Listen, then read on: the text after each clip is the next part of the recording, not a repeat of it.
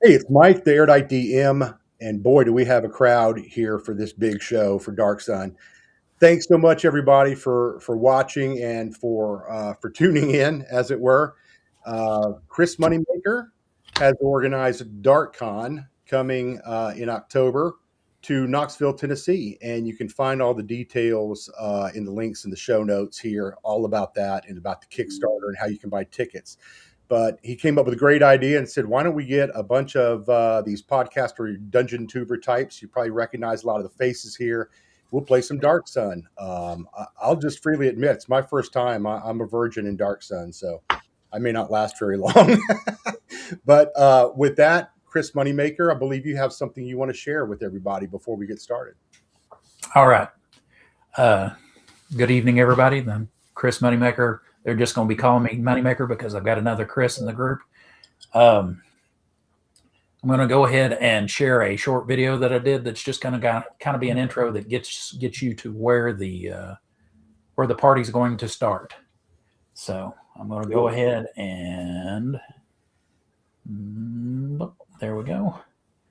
And right there. And share.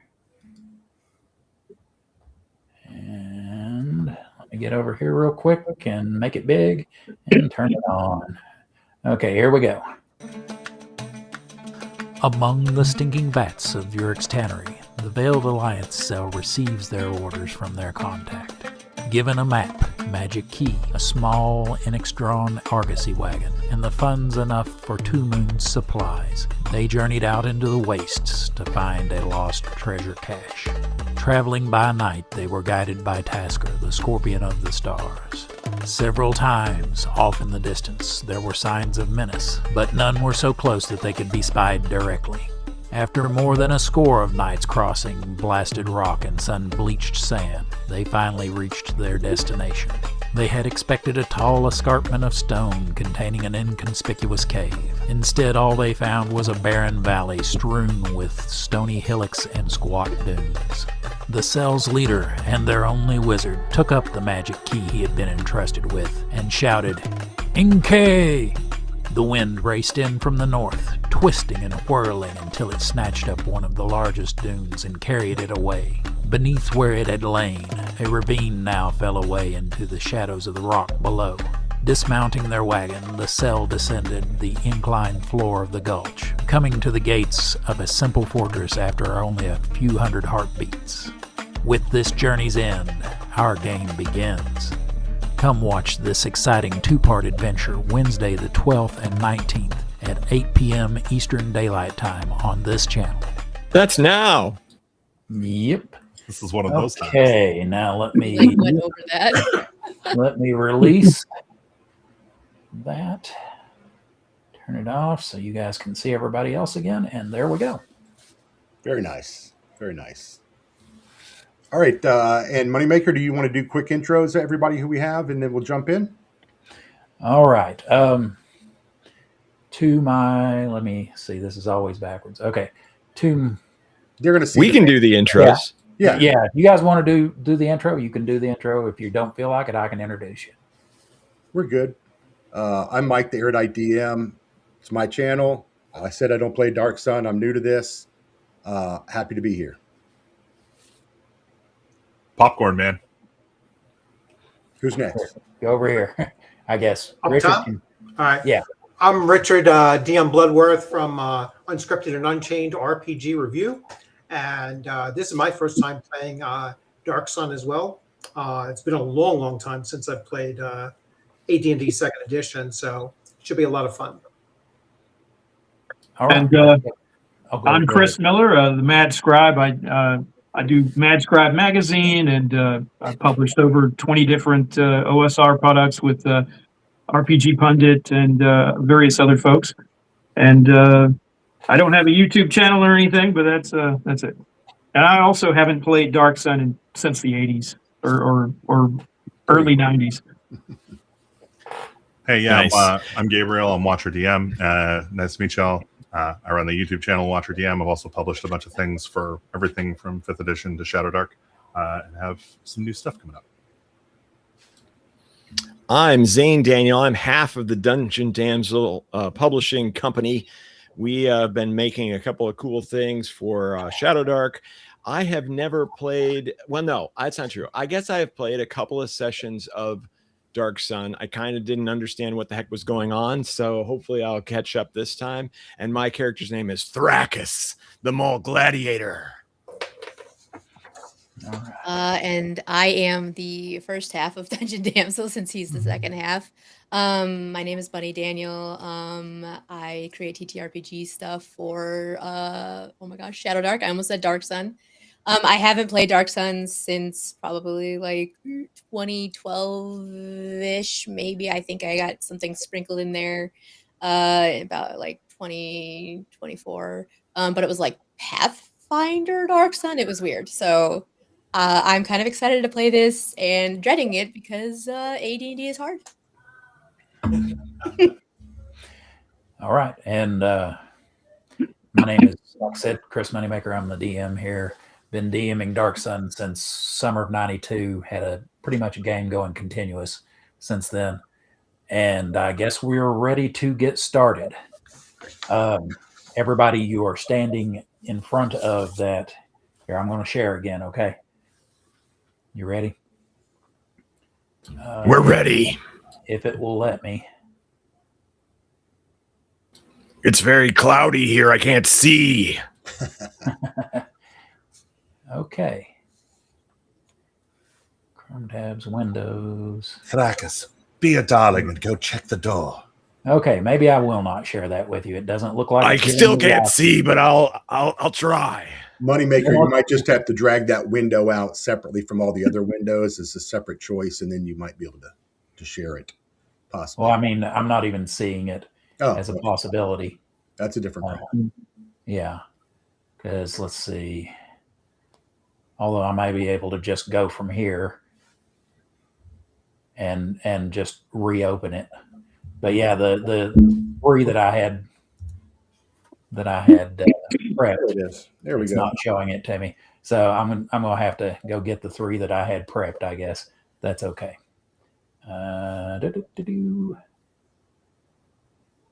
What's a XXX file? Like you're showing your whole file. Yeah. Oh, this is just for this game. This is what bravery looks like, yeah, people. Yeah, here we go. All right. Now, this doesn't look like much because it's like about a 10-minute drawing. But once you get down to the bottom of that ravine that I was talking about, you see a kind of an odd-looking little fortress with the walls that angle back and kind of a almost beehive-shaped entrance, old-fashioned beehive-shaped entrance with a portcullis. And then you can see keep and some other buildings peeking out from over the walls behind it. So let's go ahead and close that one down and unshare. You're good. It's down. It's down. Okay, good. What is the portcullis made of? It is made of heavy bone, like mechalith bone. So, which is, for those of you who hadn't played mechalith, is an enormous kind of. It almost looks like if you crossed a turtle and an armadillo and maybe a sow bug, if you know what I'm talking about, a roly-poly. Kind of looks like that, about 30 feet long, about 15 feet wide, used as a beast of burden to haul large wagons and things such as that. But it's made out of mechalith bone, so fairly thick. I mean, their bones can be like this, but it's fairly thick bone, about 1.5 to 2 inches across. Mm. And it's just Which one of you's the leader again? I forget. I think it's kind of a democracy where I'm in charge. Never heard of it. Never heard of it. Thrakus, Before would you you do mind trying to lift the door? Maybe get Braun here to help you. You're both quite strong. I'm sure right? we can do it. This'll be easy. Oh, and I walk up Fantastic. to the door. all right. I guess. Out of the way. I guess Braun goes up to the door. And Ron's going to spits try on to his hands. try before anybody else can get to it, or what? Are you going to accept? Well, some help? yeah, I'm not gonna like rush, for the door. But if somebody else wants to try it, we can, Okay, you guys are gonna try it together. Yeah, together. All right. What do you I want guess, to? Braun, go ahead and you know what? With your strength, He's got a with 22. your strength and help, you're able to just go ahead and push it on up. It takes a little. It's kind of heavy, but you both are literally as strong as an ox. I made it look easy. Yeah. So basically, you guys just kind of, and you hear kind of the. Baracus is actually still. He's just hanging from the bottom of the portcullis. Yeah. And you're able to kind of get it up and hold it up like that. Now you can still feel the weight on it, so you think that if you let it go, it's probably going to fall back down. But swiftly, everyone, while the beasts everybody are in move. the way. Yes, while they're holding it, I do a roll under. Yes, I elf under the door. Okay. So everybody going inside under while he's got it open. Yes. Limbo. Yeah. All right. So Knock will everybody actually walk through last as he's starting to drop the gate because he's only 3'9", and so very easy for him to do so. got plenty of headroom. Yeah. Yeah. So when you go in, the gatehouse is actually about 20 feet thick on this. The walls are, and it's kind of like you've got two sides with the gate running through the middle, and there are actual gate doors that are standing open right now behind that, but it reveals, once you get into it, a small courtyard that kind of goes to the right and to the left of a central keep that has kind of concentric stairs, where it's like the one stair, the bottom stair, the next stair is inside it, which is inside it, going up to a main door, which is flanked by towers on either side that are about 40 feet tall, just a little bit taller than about 10 feet taller than the keep itself. Over to one side, you can see a building with the door closed. Over to your, make sure I've got myself oriented properly, over to your left, and to your right, you can see it's kind of tucked in and around the keep. You can see another building that's kind of attached. Both these buildings are attached to the edge of the keep, but it's attached, and it has an open, just an open portal in it. It doesn't have an actual door in the portal. Also, there's a ladder on either side of the wall going up onto the curtain wall there. Agrilak says to Severi, why don't you take the one on the left? I'll take the one on the right. Let's look for murder holes or arrow slits or anything that could be trapped in the two towers flanking that main door. Yeah. Oh, by the way, as you were going through, you did look up and see that there were some murder holes above you, but it does not look like there's anything. Murder holes not work. Murder holes. Those are the best kind if you're walking in. Are there murder Braun's holes? still alive. Are there murder holes in the floor? I mean, now you're the small courtyard that you guys have come into is basically just the bare stone of the valley there. By the way, I had written this in one of the emails I had sent out, but you believe that this thing has been abandoned and buried for about 30 years before the whole thing with the magic key and the air elemental that cleared it out. Remember, this place has been abandoned for a long time. If we find anything here, it'll probably be in the nature of traps or magics. I sniff the air to see if I notice anybody new around here. I don't know if that's what a mole can do, but we're going to try. You're going to see if you smell anybody that's not your normal party. Yeah.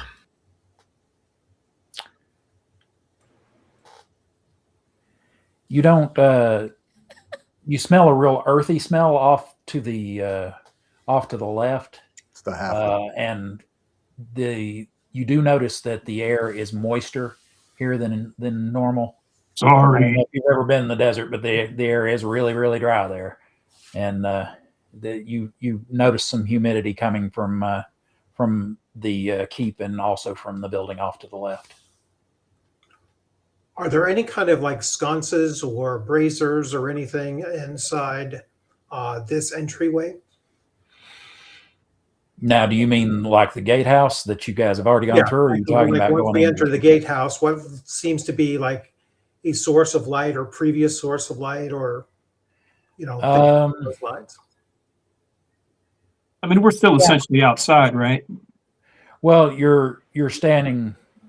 I went ahead and had you come on up into the. Right, but I mean, there's huge open archways on either side of us, right? Yeah, with the portcullis, and then this open door. So I imagine there's a lot of light. Well, yeah, you've got a fair amount of light. Now you're down in the bottom of a ravine, so that it's a little bit of shady. It's not like full sunlight, but you've got, you can still, you walk into it, and within a few seconds you can see, your eyes have adjusted well enough. Here, I'm going to real quick just hold this up to give you guys a better idea. All right. Here's the portcullis that you just lifted. There's the gatehouse. And then I had advanced you kind of on into this little area here. And then over here is the one that did not have a door. And over here is the other one that I said stuck out a little further. So that give you a better idea of what's going on there. It does. So a grand total of 2 doorways, one an opening and one a closed door, and that's it? Or are there other areas? So there's 2 doors or 2 exits, I guess. To the you've got the main gate, which is really the only avenue of egress in here, or the way in or out.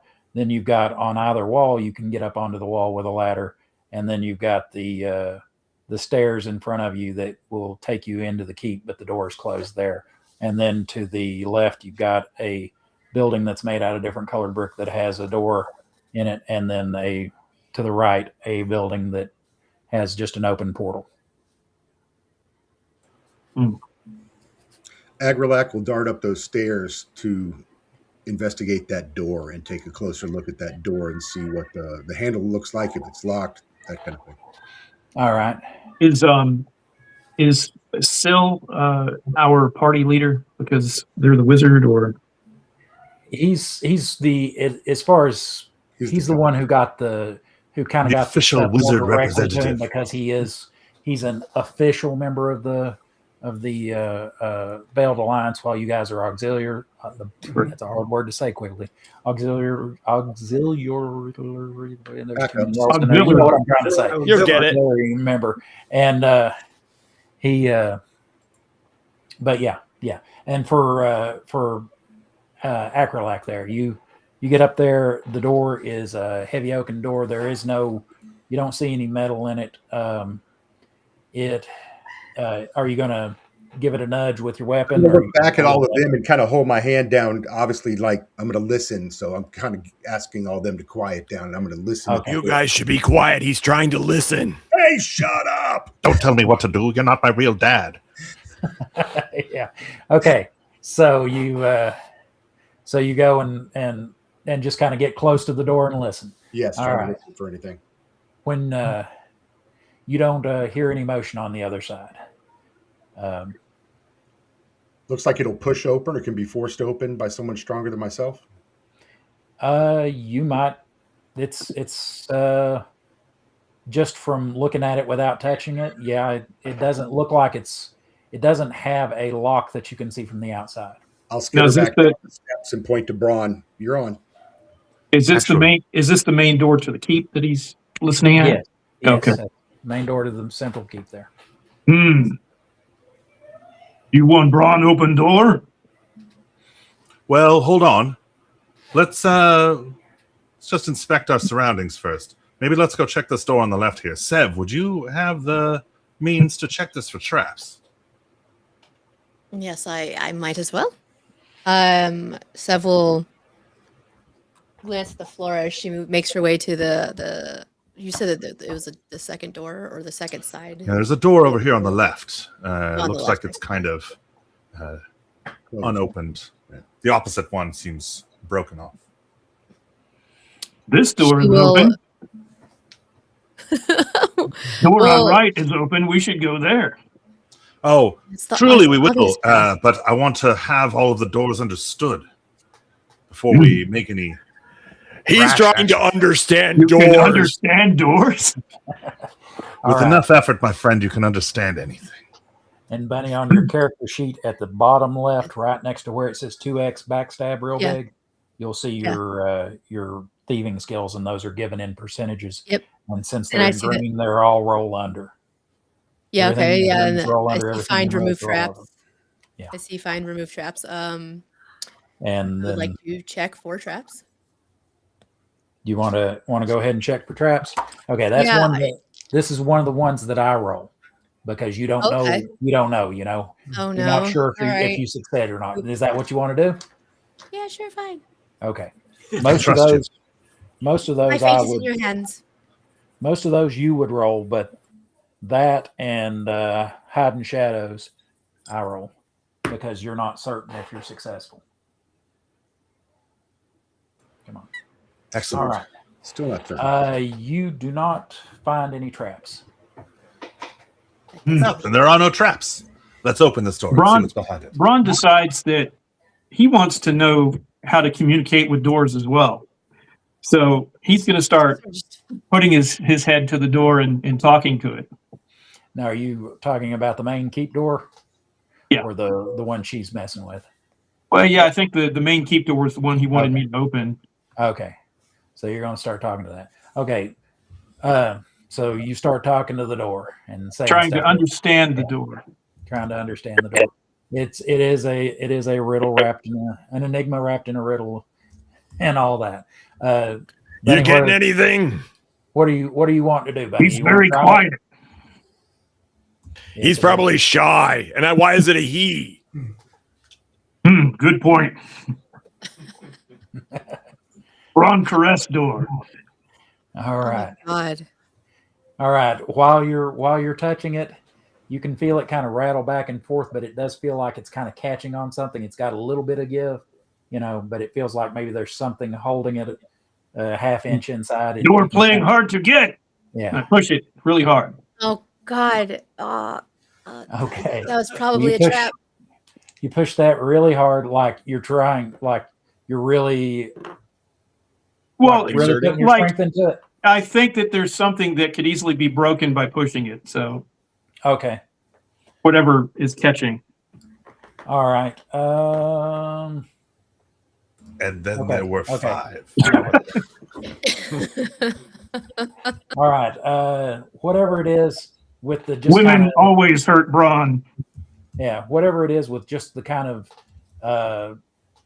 say 40% strength that you're giving it. I'm assuming that you're not like trying to just shove it Yeah. off of it. I mean, You're just kind of giving it a good. I give it a good, half giant push. I'm not. Okay. It does hold. Now let me go back to good. asking Bunny what she wants to do with her door. Well, since I didn't find any traps, Severy will Oh, no. No. You shouldn't be opening doors, even if we've checked. We have our menials for this. And I will ask Thrakus to come over and open the door for us. Oh, yes. I want to get to know this door while he gets to know that door. Yes. So I walk exactly. on over.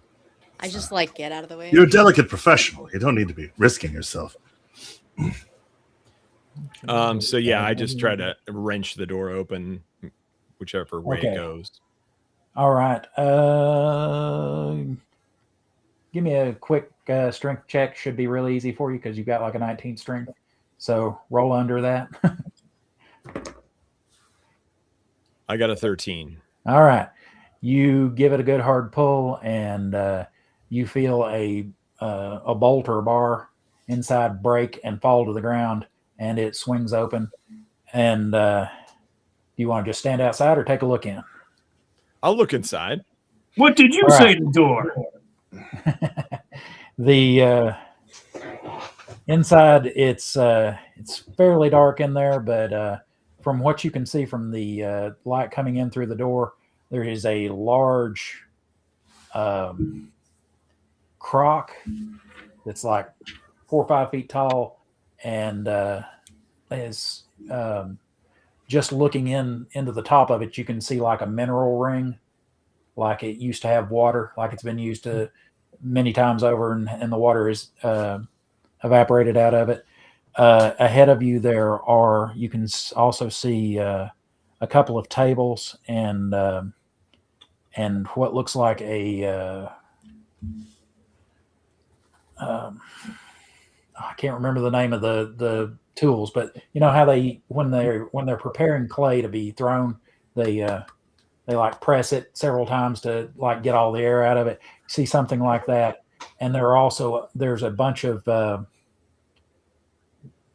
about the size of a 50-cent piece, a bunch of round ceramic blanks or just round ceramic coin size things that are on the table, stacked in even stacks. I understand this door, and then I just march right in and walk over to the. Well done, Thrakus. You walk right over to the what? I'm sorry. To the coins. To the coins. Okay, and they do look like coins from the city that you guys came from, the city-state of Uruk. They've got Sorcerer King Hamanu's face on one side and sheaves of wheat on the other. Is there a name for these coins that are used in this world? They look very much like just standard ceramic pieces. They're also scored into. They look like little pizzas too, so that you can break them up. I mean, is there a special word for coin in Dark Sun, or is it just like? Yeah, we're just using the same. You could just say that these are ceramic pieces. Yeah. Okay. I'll compare them to the ceramic pieces that I already have. Do they look similar in size? Images on them, or they? The only thing that's different is the ones that you have basically on the tail side have an obsidian spear on them, but you know that this is like older versions of the same coins.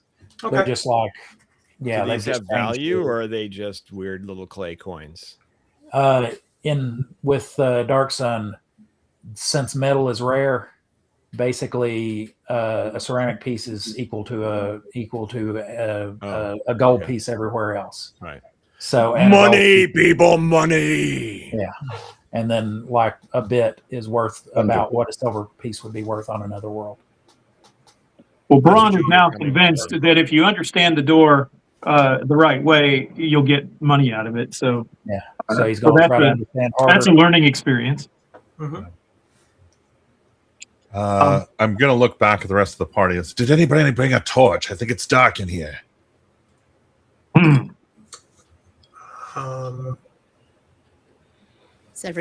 but in a room like this, there should be some kind of some kind of sconce or something. Yeah, if you look around, there is torches. There are some like tallow candles. Okay. Like in a little bowl. There's a couple of those that are. Next stupid question: did anybody bring a lighter? Well, I'm a fire priest, so I can ignite. I can build a fire in this space, and then we can light up several. Yes. There's your fire. Fantastic.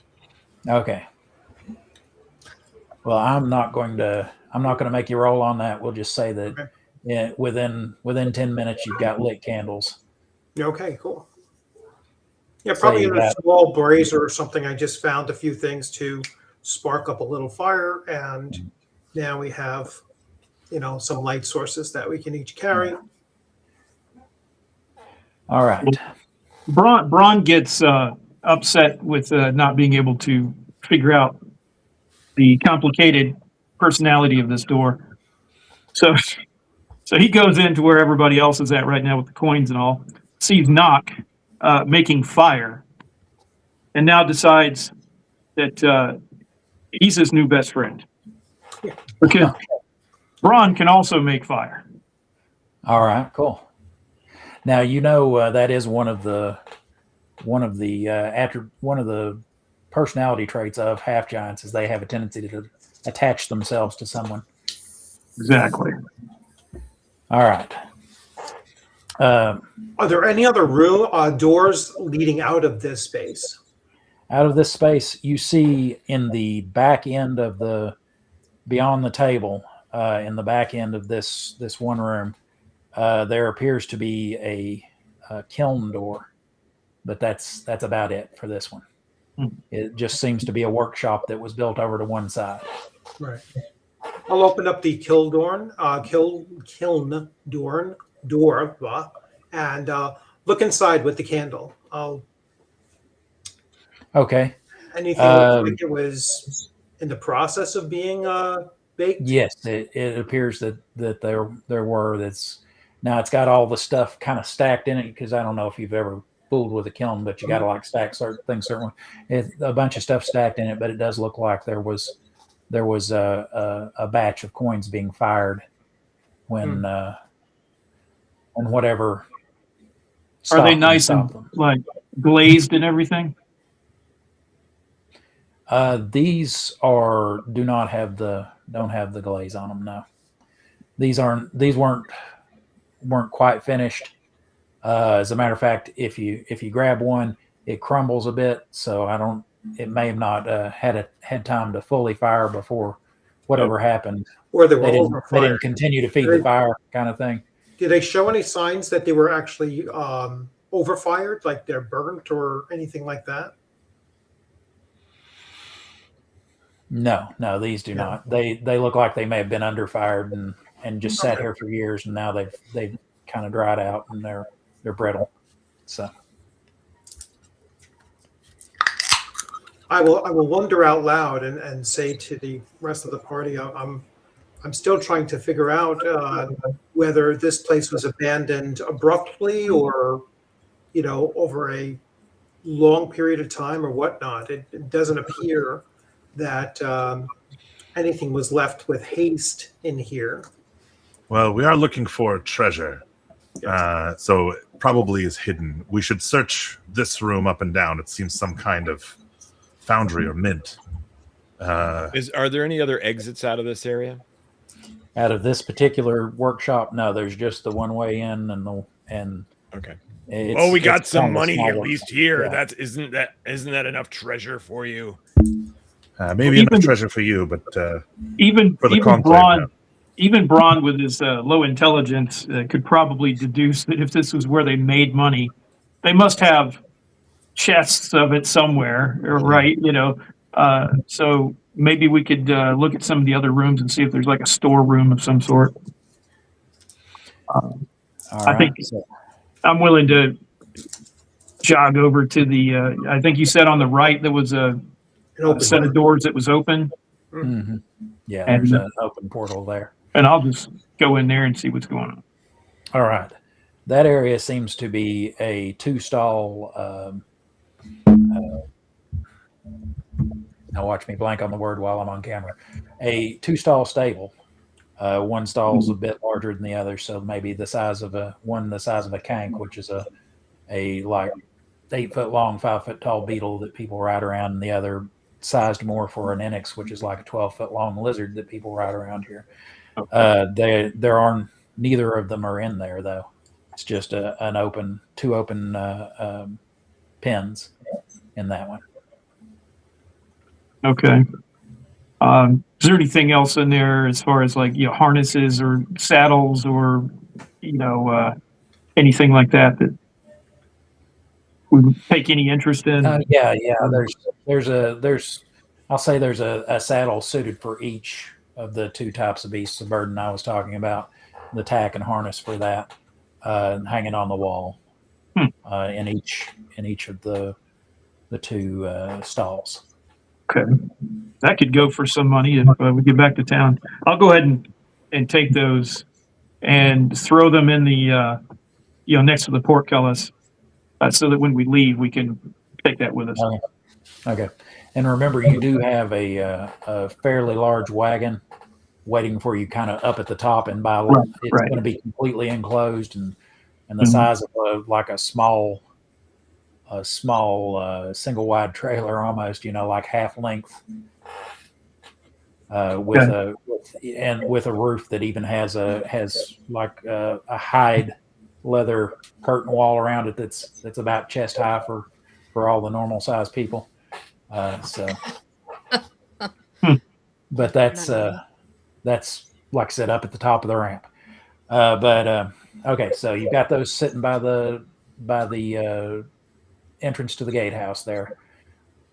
What's next? Who wants? Well, might as well do due actually- diligence. Oh. I'll climb the ladder up to the rooftop. Go ahead. Sorry. No, it's okay. Did anybody actually take the ceramic pieces that we found? I filled my pockets with them. Oh, okay. Can I pickpocket his pockets and take them? You can try. As a elf thief, of course. Do I roll that or are you rolling that? That you're going to roll. And for you, Okay. let's see, where are we at? So I think it's a 40%. Yeah, 40% chance of that. Of doing it What's the without percentage dice? Jeez. Hold on. There we go. Got it. I got a 32. Hey, you got it. So, All right. So we'll say just slip in there and I actually love the idea that like he's grabbing handfuls and dumping them into his bag, and as And he I'm just reaches for the like- next one, you're just grabbing those handfuls out. he's very helpful, of course. you're able to Bunny, lift these about, coins have no weight. I was just gonna say, oh, these are light. I like them. I'll get more. you're able to lift like 63 ceramic pieces off of him Oh, that's without so him awesome. noticing it. Go ahead and all right, and you're going to go ahead and put some more in your pockets, you say? Me? Yeah. Yeah, you said so. Yes. All I'm right. gonna get another chance to take more from him. Let me see how many you can fit in your pockets this time, the way they stack up. You get like 59 more in your pockets before they start feeling a little full. In All mine right. or hers? In yours. In yours, unless she tries again. I I do want to try again. I think this is fun. This is pretty fun. I like being the thief typically to do these kind of things. Okay, well, go ahead and roll them again. It's okay. I'll come up with a good excuse if this doesn't work. Oh, you got to think of what you're going to say. It's going to be, hey, baby. Muted. Okay, sorry, I muted myself. I got a 27. Wow. That's you're rolling under on this. So, all right, I'm excited. your pockets continue to remain light. And I like this money. It weighs nothing. How convenient. okay, Ron one starts more up came a out. conversation with Knock. He wants to know everything about the cleric, the priesthood, where they're on a world with no gods. How do you make fire? And obviously, this must be the greatest thing in the world. So, Braun now wants to be a cleric. Nock explains that fire is the most important of elements of the world. So fire gives both life and death, and Yes. it is the most worthy of all elements to be able to control. He says it takes a long time to master, but I'm sure even you can master at some point. Braun just cross eyes and think, and sometimes fire comes. No, don't think too hard. You might have your brain explode. And what did you think of the great door when you were up there? It says, do you think that Well- we should try to go through that? Maybe. Do you want to burn it down? It might be a possibility that we might have to in case we cannot open it up. He says, although we do have. Braun is a fire cleric now. I will burn the door. He says, well, I could provide the fire for that. Let's So- go take a look. Braun goes over to the big door, Okay. lays hands on it, All right. and I'm going to begin molecular agitation. Okay. All right. So for you, that means you're going to try to roll your power score. Yep. And let's see, for you, that is you're trying to roll a 9 or less. I got a 10. All right. It doesn't, you just can't quite make it work. You He's, know how he's it is. crossing his eyes and Yeah. sticking his tongue out and really trying to do everything he thinks works. And, Yeah. It's like trying to make yourself go to sleep. The harder you try, the harder it just evades you. Mhm. So you do feel like maybe you got like the Mr. Miyagi warm hands, but not enough really to burn anything. All right. So Knock, are you going to try to catch up with him? Yes, I will keep give up. him a hand there. Okay.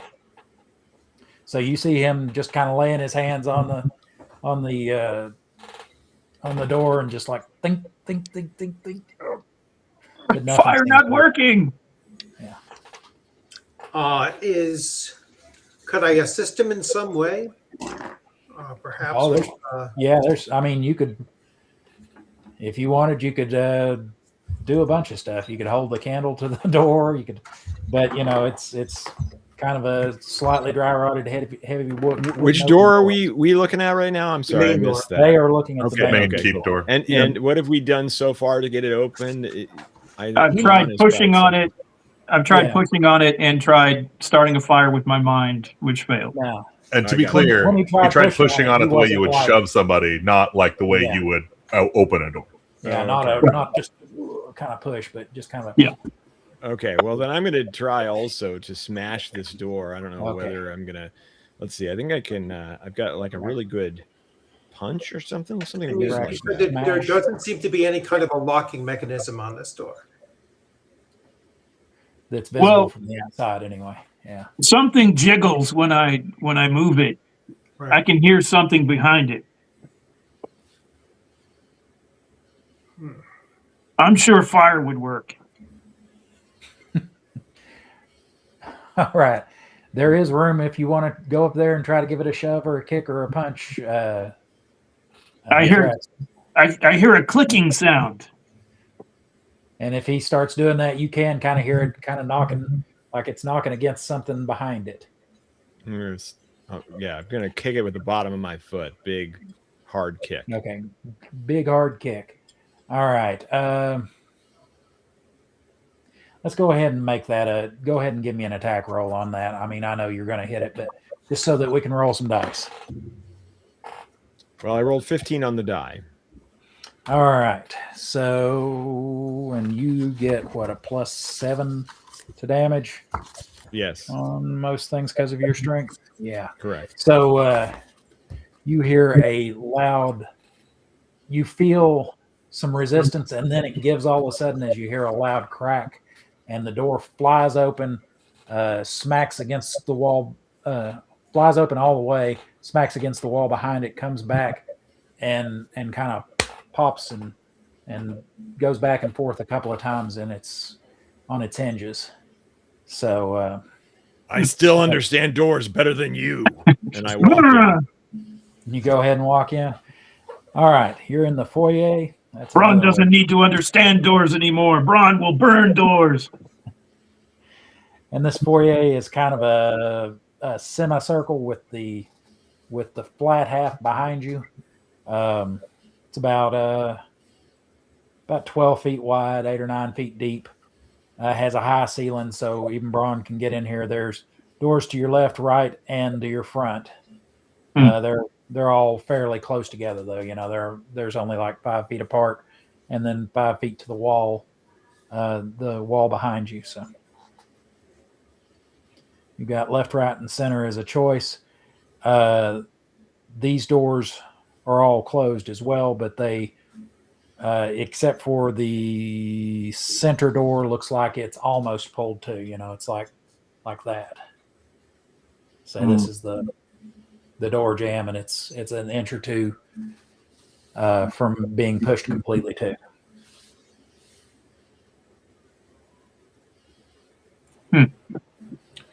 Well, let's check them. Yeah, Sev, you did so well on the last one. Would you like to maybe Agrolac? You can check the one on the right. Happy Look to. for traps. Check them for locks. I'll jiggle the door on the one in the middle. Okay, let's go ahead and take care of Acrolac there. Mm-hmm. You're doing find and remove traps, right? Correct. Now, in this room that we're in now, I assume there's virtually no light. There's a little bit coming in from the door, but yeah, if your character, if Braun is standing in the doorway, he does a pretty good job of casting a shadow over the whole room. Yeah. You I'm have candles. tallow I have candles, one of though, those tallow found, right? Yeah, now, Right. if you He bring in the still tallow have the candles, candle. you're okay. Yeah. Yeah, if you bring in the candles, then you're okay. Okay, you're actually a better trap finder than she is. I'll ask Knock if he's got an extra candle. It's not a competition. All right, I will light off. I'll light off your candle for mine. Okay, sure.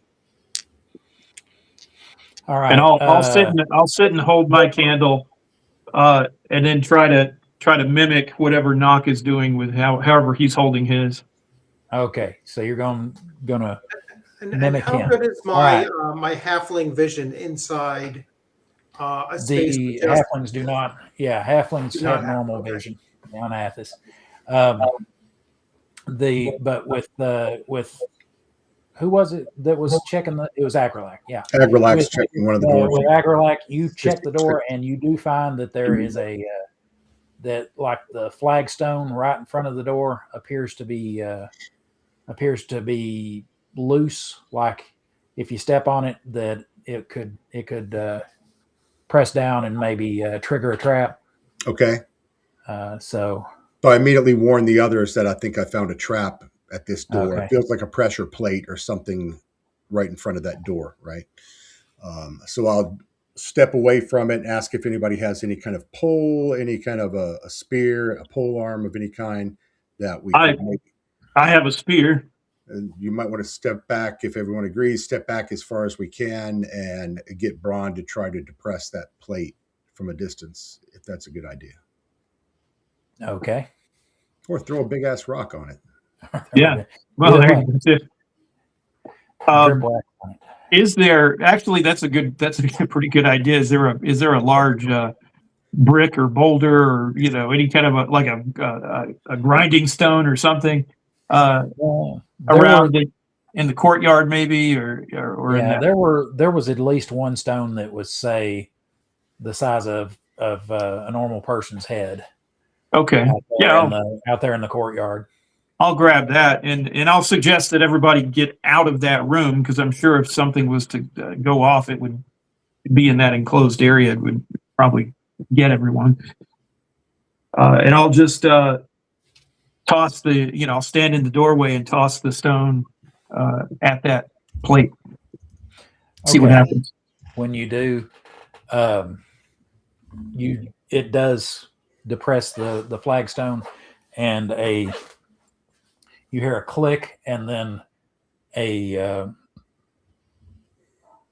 obsidian bladed sword comes kind of just out like that, where it would have swept from above the door jamb and swept across a normal person's like shoulder level.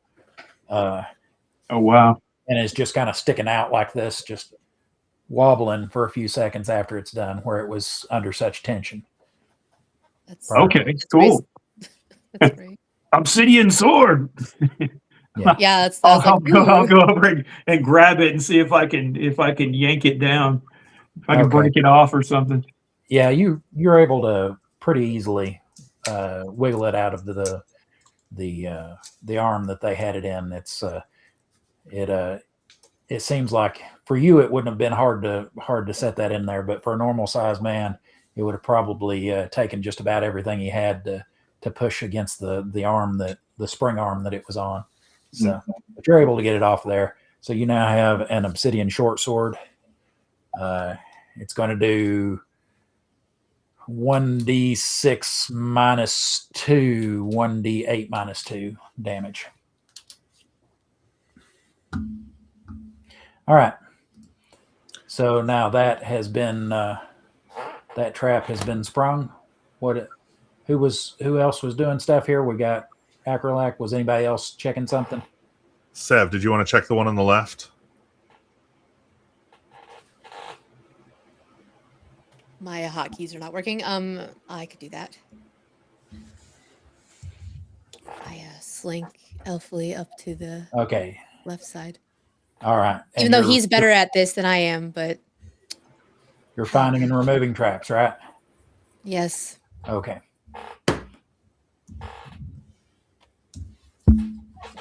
I bet that's a no. You do not find a trap on this one. Thrakus, do you want to do the honors? I gesture. Yeah. Just go on. I just march forward. Tackle your way through it, and open the door. All right. Behind this door, you see another room that's different shape, but about the same size as the one you're in.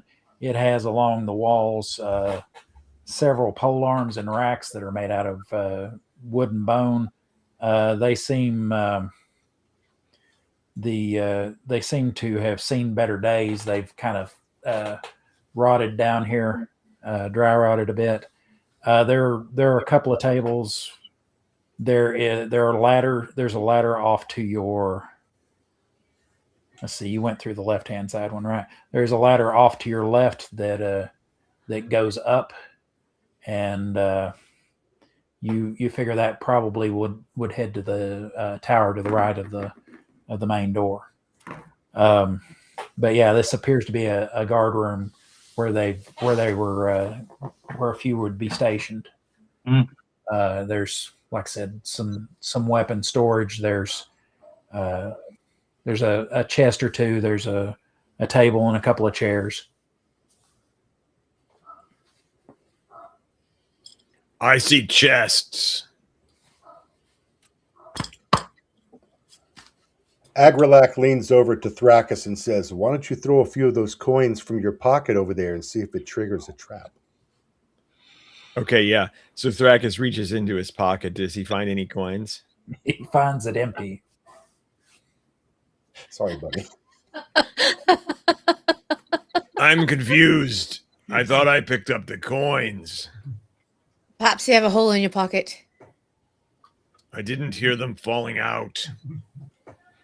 They're very light. They were very light.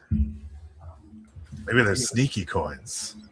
Yeah, they're probably sneaky. They probably just walked away. Maybe evil wizards did it. Yes. I don't like the tone you're damn taking. defilers. I cannot throw coins at the chests. Well, just go and open them. I'm sure it'll be fine. Don't be scared. I thought you were a gladiator. Yeah. I am not scared. I am doing what I was asked. You're scared of nothing. Touch it. You know, though, you are the type that checks for traps. This seems like a spot for you to do that. I think Agrelak is the better one for that one. I'll gladly check the chest for traps. Okay. Do I roll that or you roll that? No, that's one of those that. Okay. No, since there's. I wasn't sure. Yeah. Since you're not. If you failed it, you don't need to know. You know, it's one of those when you open it type of thing. So I roll it.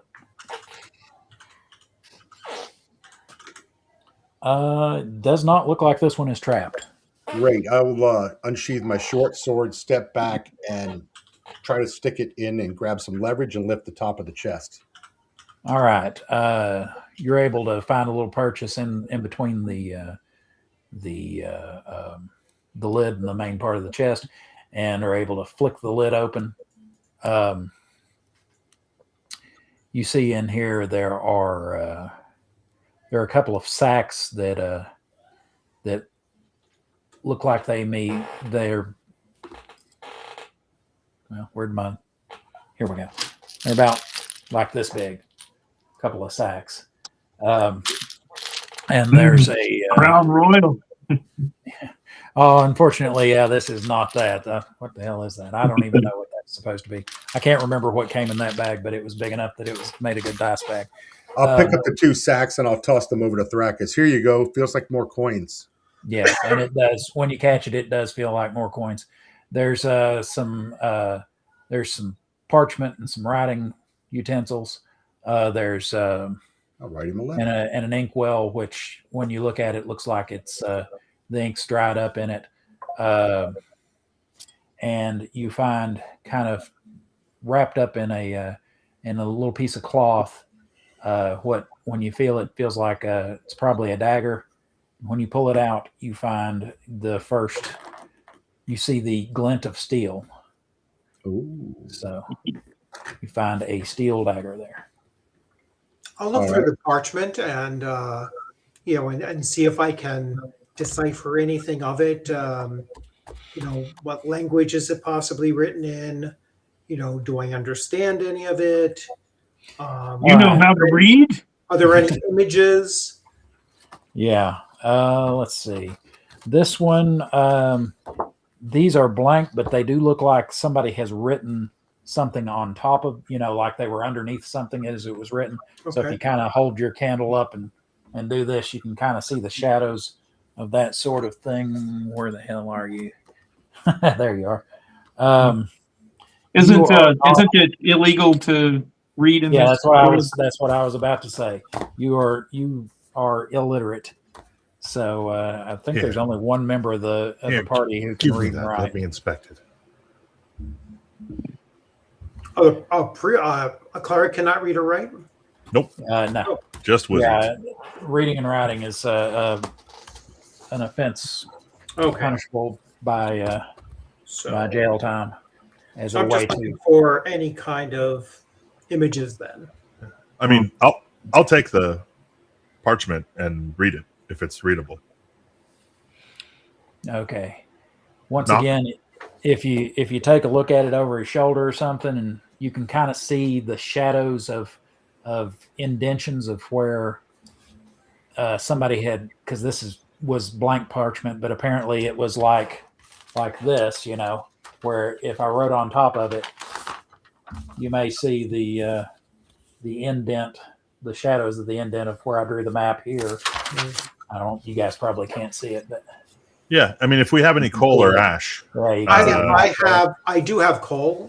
Yeah, if we have coal or ash and we can sprinkle some dust across it, we can get it to. I will brush my fingers onto my holy symbol, which is just a chunk of charcoal around my neck, and then I will lightly brush my fingers across the, very, very lightly try to just get the outside of the indentures. So I'm not trying to fill in the gap. So you'll do like a rubbing on it, Yes. Okay.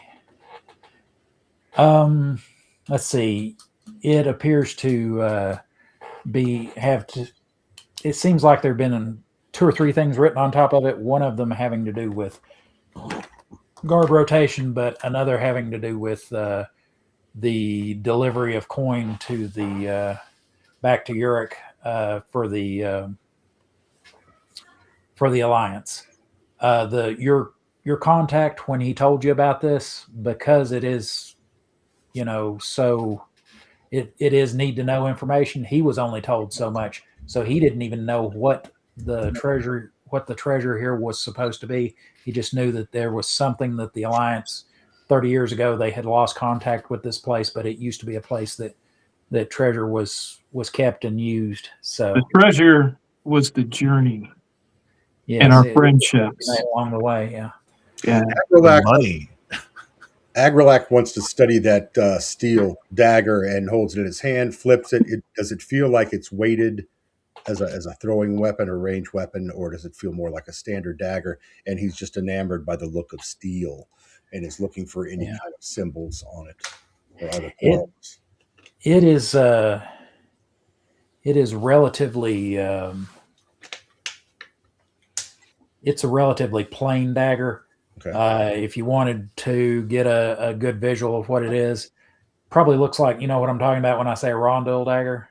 Yep. Where it's almost like a dirk, only a little shorter blade, and has kind of the little rondel. Know exactly what it is. I did a good video for using one in Shadowdark. Yeah. So it looks kind of like a rondel dagger, maybe this long. Good for prying open helmets like an oyster. Yeah. finding its way between between pieces of armor. Yeah. Okay, if I keep that for now. Finders keepers. Yeah. All right. Only if you promise to use it against our enemies. Always. All right. Do you want? Speaking of weapons, while you got a moment here, Braun's gonna go ahead and take that obsidian short sword and give that to Knock, because Knock doesn't have a short sword made of obsidian, I'm sure. No, Yeah. I do have a bone spear, and it's actually more effective than that obsidian. Now, I will tell you, because obsidian is formed by fire, it is one of those things that is even if it's not as effective, it's still kind of oftentimes used for ceremonial purposes. Okay. So then I will gladly Sacred gift. like it because it has to do with, it's formed in fire. That's about all that you see in this room. I think it's, if you guys want to, is somebody ready to talk about what they've got, anything that they've got that the audience might be interested in as far as a project they're working on? Who wants to go first on that? Do you want to start at first of all, who's ready to go? I can give a quick one. You can? Okay, go ahead. So we're Dungeon Damsel, and we have made a couple of supplements for Shadowdark, one of which Unnatural Selection, which did extremely well. We were very blessed. And then the next one, Druskara, which is in production right now. The Kickstarter or the backer kit has completed. Also went very well. We were very pleased and very happy with all that.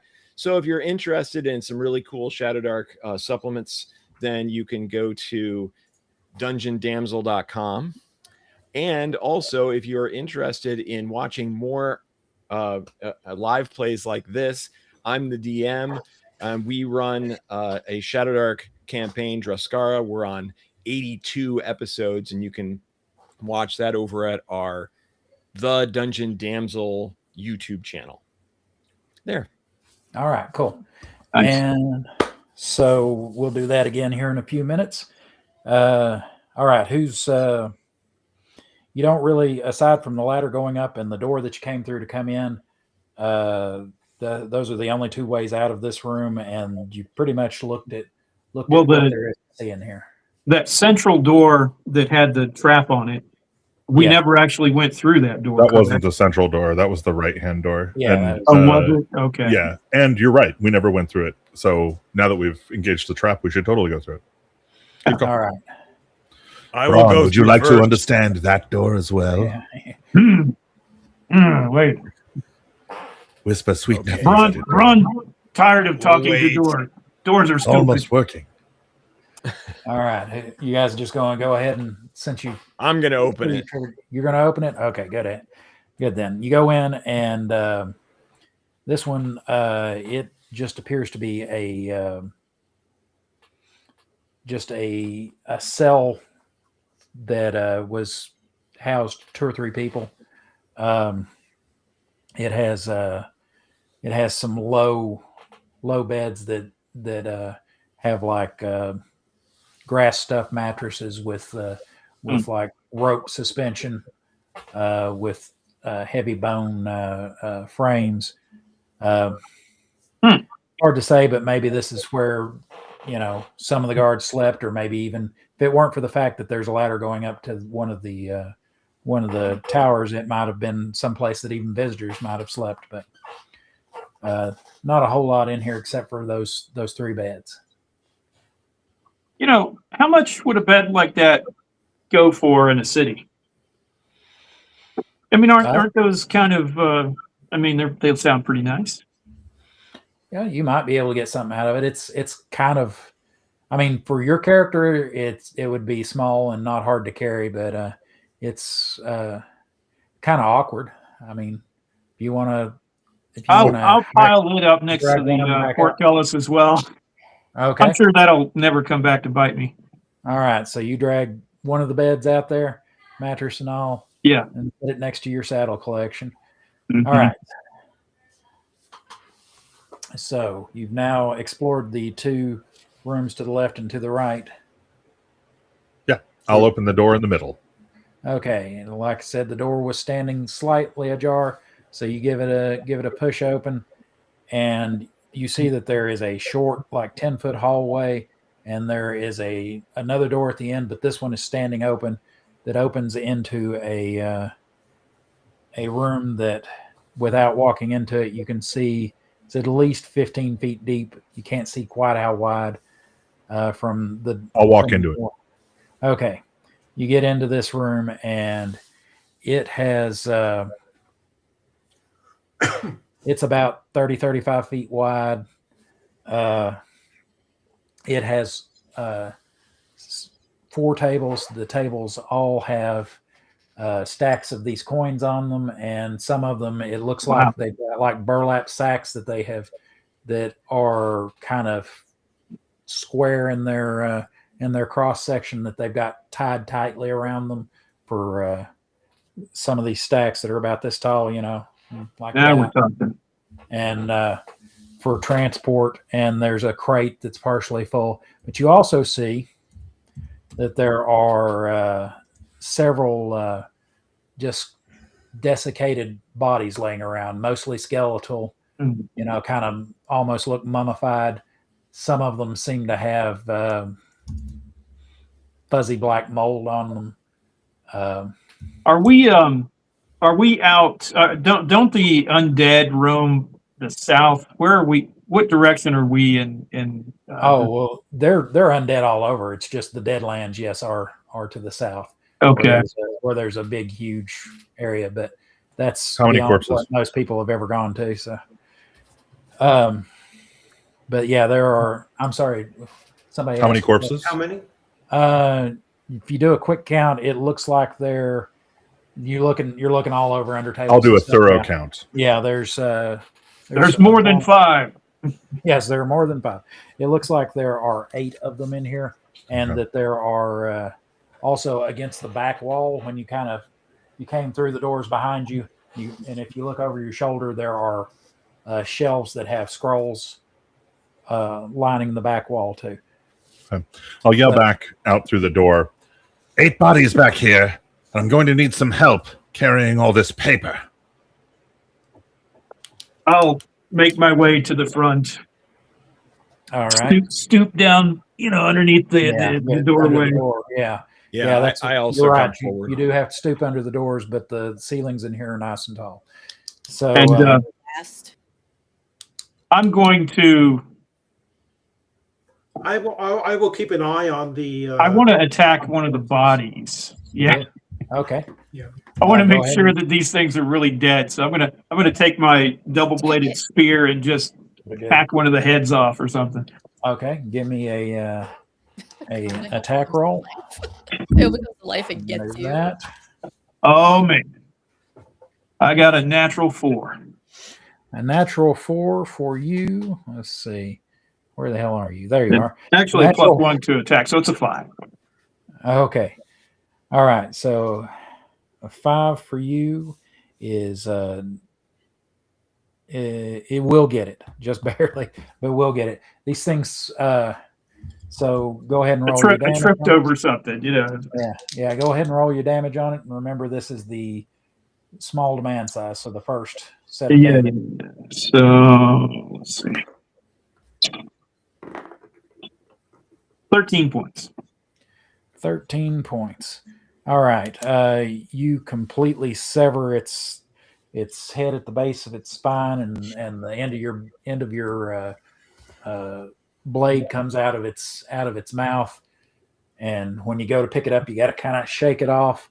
But when you do that, the rest of the bodies all start to pick themselves up. Activate. I knew it. Yeah, and I they was are ready for that. Yeah. All right. fool. Can I give you a share screen again real quick? Okay. Let me turn this one off first. Okay. And I'll have to go through I knew this was going the to same happen. thing I did last time, unfortunately. Yeah. Classic I half knew it was gonna giant happen. raising the dead. We're just trying to find some papers, man. Okay. Okay, where are these I guys? saved They your are- lives. You could have been in there, hands full of gold or whatever, and then get killed. All right. No. This is- You raised these. You desiccated them. Desecrated them. They were already desiccated. Okay, now this shows them outside, but this is kind of So what some of them look like. I drew this a few years ago for something else. we're not seeing what you're seeing. Yeah, we can't. Hang on. Why is it Yeah, we're not just showing? seeing your file folder. Yeah. Okay. The mole skin with the dope like 8-pack is, Unsettling. That's Yeah, actually yeah. what I used for your skin color on yours. I borrowed pictures. I borrowed. I feel from that. Okay. Let me, now that I've got this open, let me stop sharing and see if it'll let me share it now. Saw that elves gone wild. Yeah. There we go.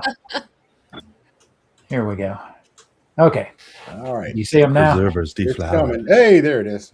Yeah. Oh, yeah. So, like I said, I drew this for something a couple of years ago Very for nice. a Ravenloft adventure that I wrote. But It looks friendly. these guys are mostly skeletal. They have kinda some hard juicy? desiccated skin on them and some fuzzy mold. Mostly dead. Mostly dead. Yeah. Okay. I'm going I to stop see. sharing that now. And stop sharing. Okay. So we're back. All right. So they're all coming up to their feet, and kind of moving like the tar man. And Aren't mostly dead, desiccated bodies flammable? they might be. We'll Possibly. see. So are all the No. souls in the room. Don't use We're fire. going to go around. I'm just going to start from the top and work my way around. What do you all want to do? Do you know yet, Bunny? How many people no. are in the room? Actually, yeah. The only two that are in the room are I said I was going in last, so technically I Yeah, probably you will. This the is rest of really you guys well. are kind of out in the foyer, about 10 or 15 feet behind. Because So, the door to this room is intact. It's the one we is. didn't smash or anything. it is. So yes, we you could can just go. close it. Yeah. Or I could set No. everything on fire Yeah. and then close it. Yeah. Now No. you're still gonna have to back out because you were kind of in the midst of them when you did that. So Sure. I'll have the two of you guys will be Well, I got a double bladed spear. okay. So is that what you want to do this round? Yeah. I'll hack at him. I'll go ahead. I wrote this down, but I'll I'll do go ahead the the color guard deal with the just Hey, Bron, Go ahead and Bron, let you guys just know make how- sure Scylla's out of the room first before you. Yeah. sure. well, he's Don't gonna leave him, it's gonna don't leave have him to on the be- other side. Yeah. He's going to have to tell me that that's the first thing he wants to do is get the heck out of Dodge, not fight. Because he Well, was in the room when all this started. Okay. I'll start swinging in the sense that I'm I'm guarding the retreat of Syl. Okay, you're going to try to guard his retreat. Okay. Yeah. Because I wrote this down for you guys, but just in case you didn't, the way I'm going to do this is you're going to tell me what you want to do in the round in combat. Then we're going to roll initiative on a D10. Low is good. Then we're going to go through initiative order. Then I'm going to ask you what you want to do, and you're going to tell me what you want to do, and repeat the cycle that way. Okay. What we really, really want to do. It's So you not say what a- you do it's first, not a- and then you find out how initiative works. exactly. Yeah. Like it's You supposed choose to be what you done. want. Let's be honest. You choose what you want because you know crap happens. So, in a real fight, you can't. The whole what is it? They say the plan never survives first contact with the enemy. So. All right. So, Horrified as the things begin to rise, I think Syl's hands immediately rise up, touch the kipu around his neck, and he traces the runes that begin to cast the armor spell Okay. as he backs out of the room. All right. Okay, you can do that. And remember to, when you roll your initiative, to add 1 to what you tell me, because that's first level spell. Okay. And I use spell casting time, but I don't use weapon speed, because I think yes, it makes sense that it might take you 20 seconds to go but that doesn't take 30 seconds, The Macarena is definitely a 20-second spell. I agree. Yeah, doesn't matter how heavy the blade is. It's not going to take you 30 seconds or 18 seconds or whatever to swing it over. Okay, so the two of you go ahead and roll me d10s and tell me what you rolled. Remembering that I rolled a 5. 7 and 5. Yeah. All right, so go ahead, Syl. You're saying your magic words and doing all your gesturing and all that as you back towards the door.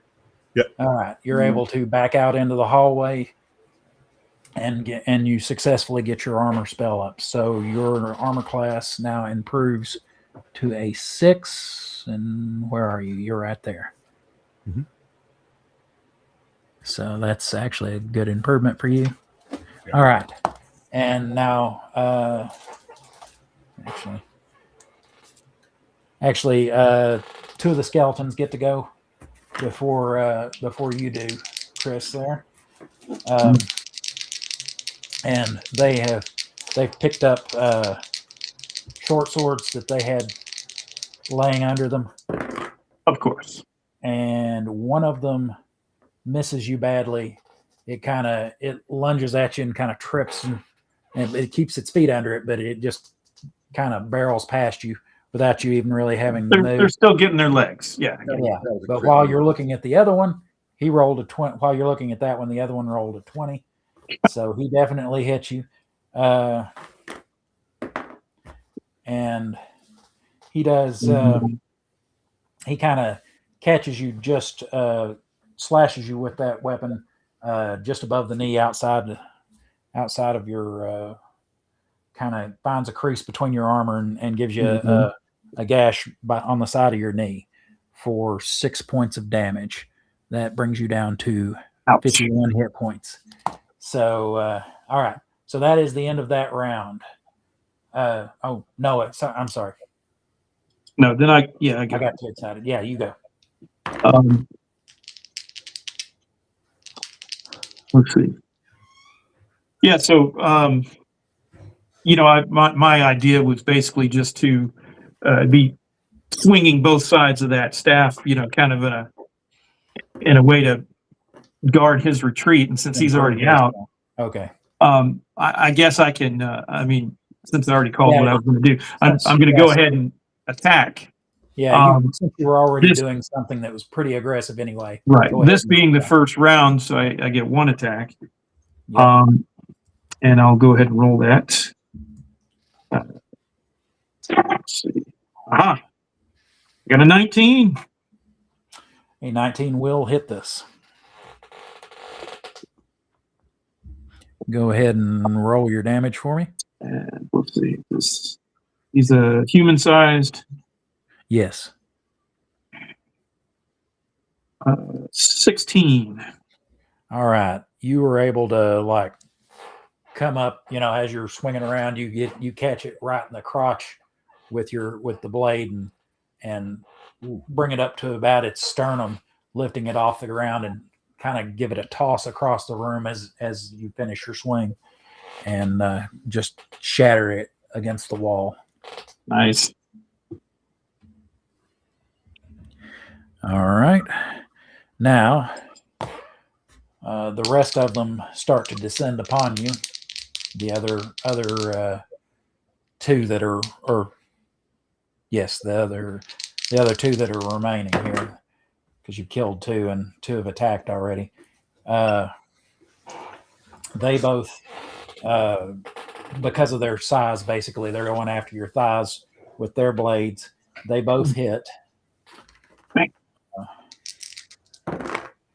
And they both just stab in maybe 2 or 3 inches and kind of give you a little twist, but it's nothing too terrible. So you're getting, you're taking 6 more points of damage, bringing you down to 45 hit points remaining. All right. And now that is the end of that round. Okay. So at the beginning of this round, everybody, with the exception of Braun is in the is either in the short hallway or that's leading into this large room, or is in the foyer behind it. So, what do you want to do? He's like, close the door. Let Brian finish it. How many of the, whatever they are, skeletons still remaining? All right. From what you could see over the kind of through his legs, he took out 2 of them. So there's about a half dozen left. I'm going to try to turn them. Okay. So, Right. So well, hang on just a second. We still gotta do initiative. Okay. Right. Anybody else want to do anything?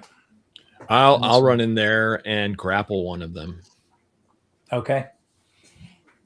He's like, you ain't turning. You ain't going nowhere. You're here with me. Exactly. Yes. Yeah. I was gonna say. Okay. Anybody else want to act? I mean, you're Chris. You're in the midst of them, so I'm assuming you're going to attack back at whatever they do, or you want to back out? Yeah. I mean, in his little squirrely brain, I kind of had an idea of taking the body of the one that I decapitated and swinging him as a weapon, by his legs, maybe lighting him on fire and doing that. But I think it would take too long. So we had something aside from the fire. We had something like that. Only we had a wheelbarrow or something. Yeah.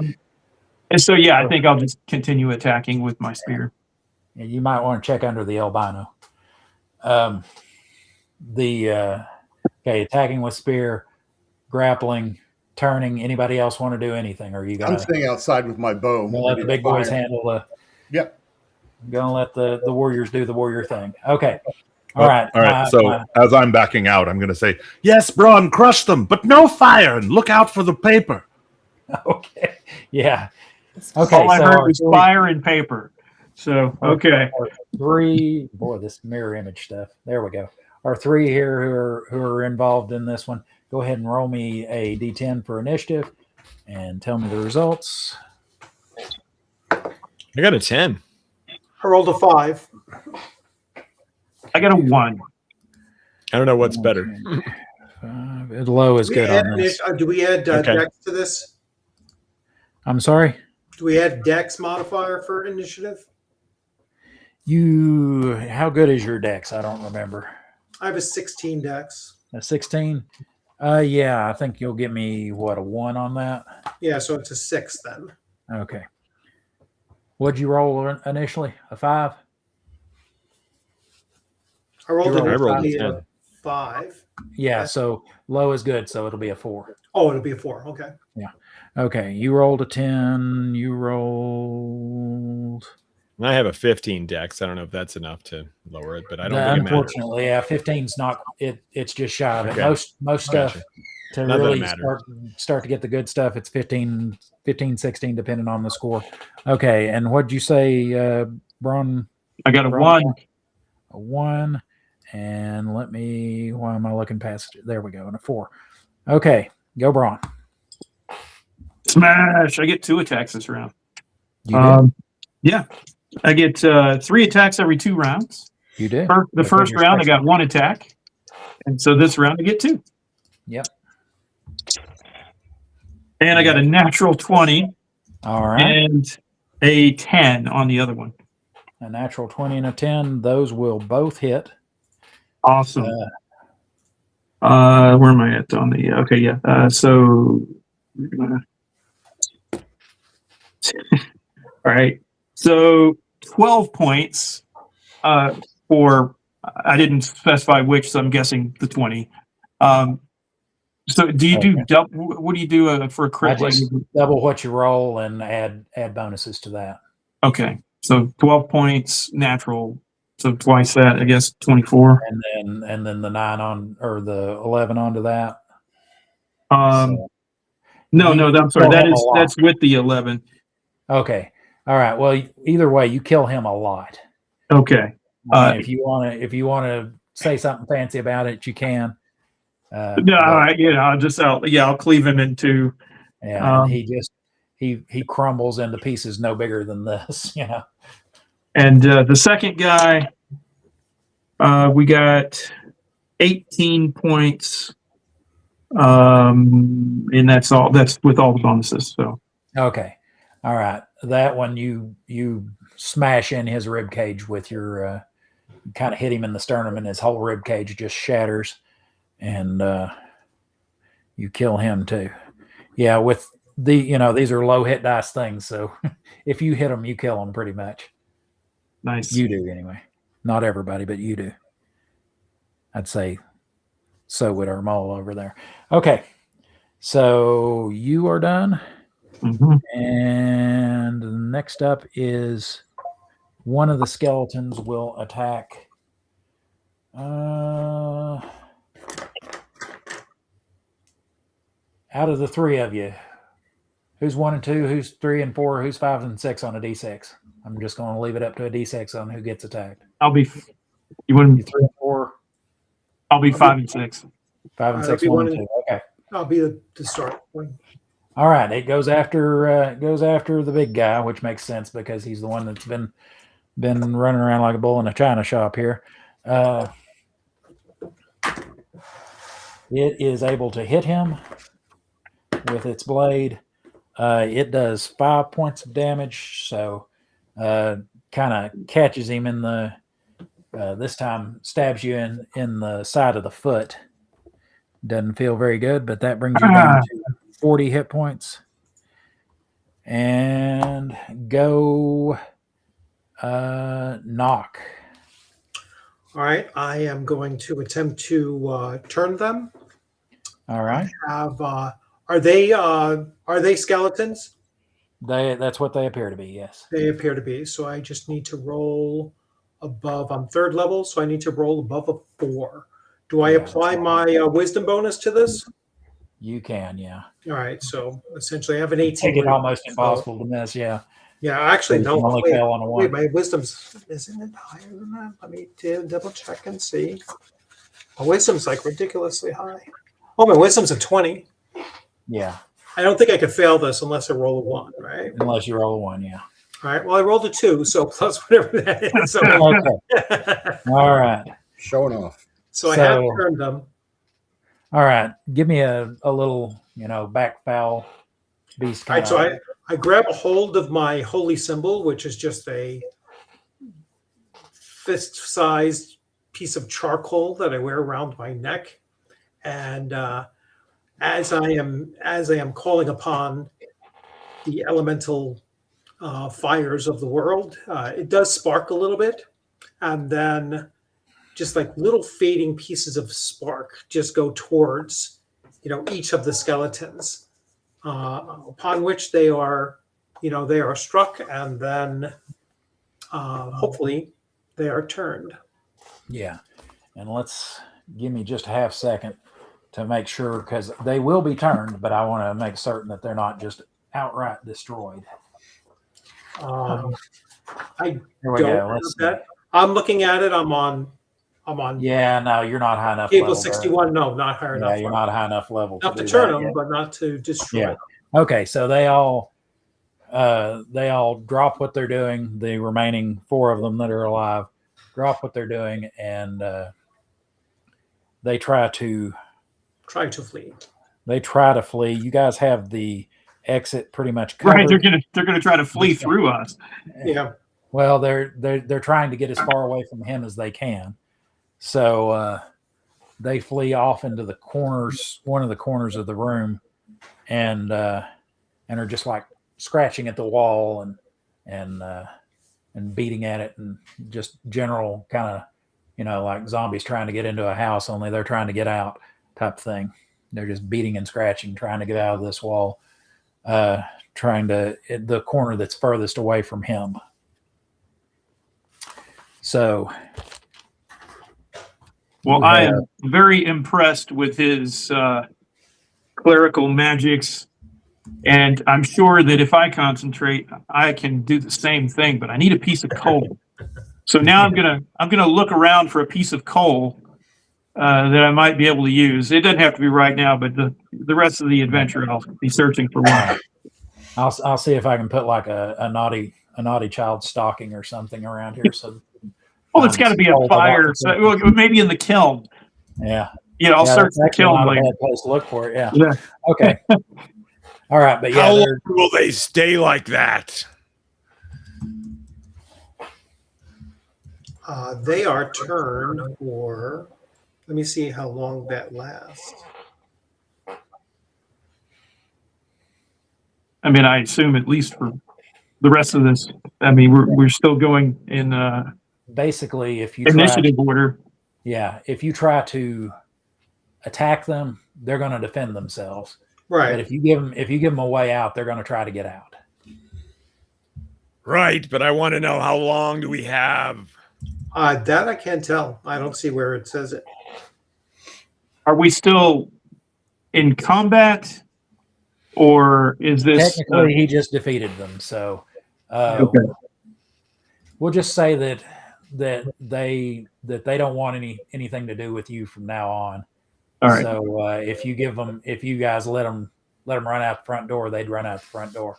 And I'm going to grab that first desiccated skeleton that I cut his head off of, and I'm going to pick him up and shake him violently, and cross my eyes, and try to make him catch on fire. Okay, so you're going to try your molecular agitation again. All right. So I need a 9 or less. Yeah. On a D20. On a D20. Yes. Oh, geez. All right. I got a 5. All right. Well, so you were able to. I think you would fall into that first category of stuff, of parchment and dry grass. So he starts to ignite. You start getting little flames around him, and little flames shoot out from around your hands. I think I have to, if I read this correctly, I think it takes 2 rounds before he actually catches on fire, right? Things that are ready, things such as dry grass and parchment. That's what I'm putting him in the same category. Okay. I think they ignite immediately. Yeah. All right. After he's lit, I'll take his body and throw into the corner with the other zombies there. All right. Maybe give me a wisdom check on that action. Okay. Try to roll your wisdom or below. I got an 8. My wisdom is a 9. Right. So you think to yourself, there's a chance that if I do this, which is attacking them again, that they may re-engage. I got you. You still want to do it? What about just setting the room on fire? Well, I'll tell you what. There's a wooden table in front of me, right? Yes. Have we taken these bags of money off of it yet? No, nobody said they did. Okay. I will throw the flaming body on top of the table. Wait, what are you doing, you idiot? I'll grab the bags of money and throw out the door and tell everyone to leave. Me, right? Yes. I catch the money, of course. She's like, money's coming at me. I'm like, oh, yeah, okay. Yes. Yeah, I'm gonna run in there and start swatting at the giant. Be like, "You fool! Put it down! Put that fire out!" And then I'm gonna run around the room and try and grab as much of this paper as I can. Okay. Shove it into my tunic or whatever. I also try to pick up as much of the paper as I can as you see that he cares about it. He goes and then go and dump it on the flaming body. Okay, so you guys are gonna try to grab all that stuff up and at least take it out into the foyer. You should probably stay in here and make sure the fire burns. Good idea. Yes, stay with the fire. Be friends with the fire. Stay with the fire. I can also, if you can understand it. I can keep the fire burning as well with. I do have an ability to create minor fires from 3 yards away at will. And I figure if the table is between the skeletons and the door, and it's on fire, it's not enough to agitate them into combat. But then if they try to come at us later, they have to go through this fire, and they're flammable. All right. So I'll have to think about the chances of setting the building on fire. But you're very smart. Hey, everybody, we should close the door behind and leave him in there. By the way, that cost you 7 PSP, so you're down to 30 until you, or 32, excuse me, until you rest again. Or no, excuse me. Yeah, never mind. Yeah. About Because there was only one round, it didn't need a maintenance. Yeah. Okay. So now we've got a table that's catching fire with burning corpse on it. We've got you guys scrambling to get as much of the paperwork out as possible before anything potentially spreads. If you have to, yeah. Sorry. And I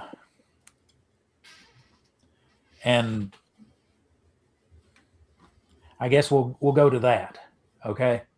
What are you guys going to do? Just where are you taking your paper when you're done with it? There's a bunch of scrolls, there's a few actual books.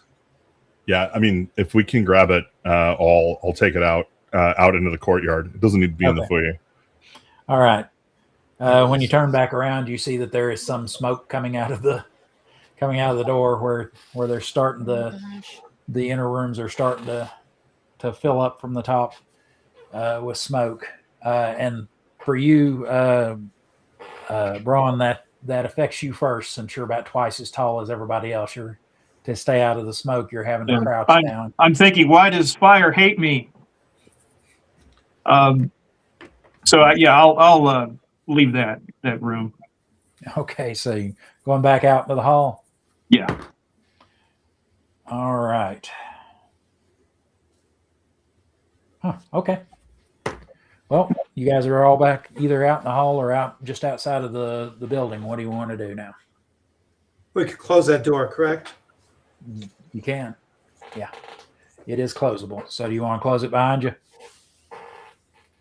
Yep. Yeah. Okay. Sounds like a good idea. Let's just lock them up in there. Okay. All right. So now you're out there. There's outside the building there are a pile of scrolls and a few books. There's a couple of saddles, a bed out near the portcullis, and you guys are standing around out in the shade in the middle of the gulch that this little keep is in. Yeah. So I'm desperately searching through these papers for clues as to what this treasure could be. I'm frantically trying to find information about telling me if it is flammable. Okay.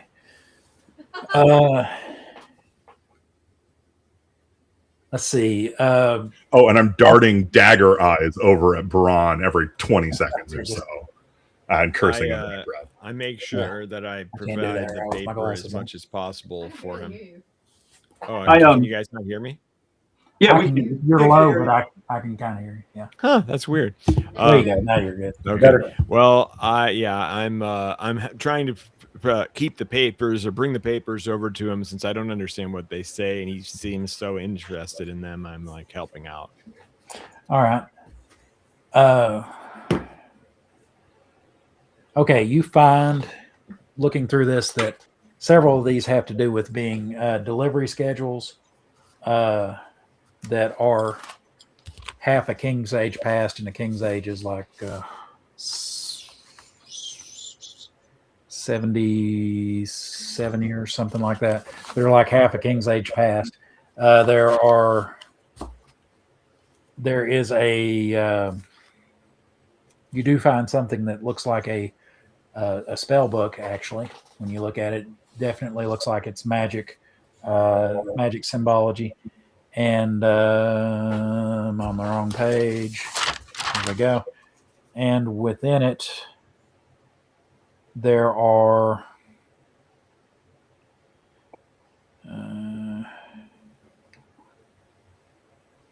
two spells whose titles are Stinking Cloud and Mirror Image. There is a map of another fortification. Give me just a second. Don't stare at my butt. I know it's tempting.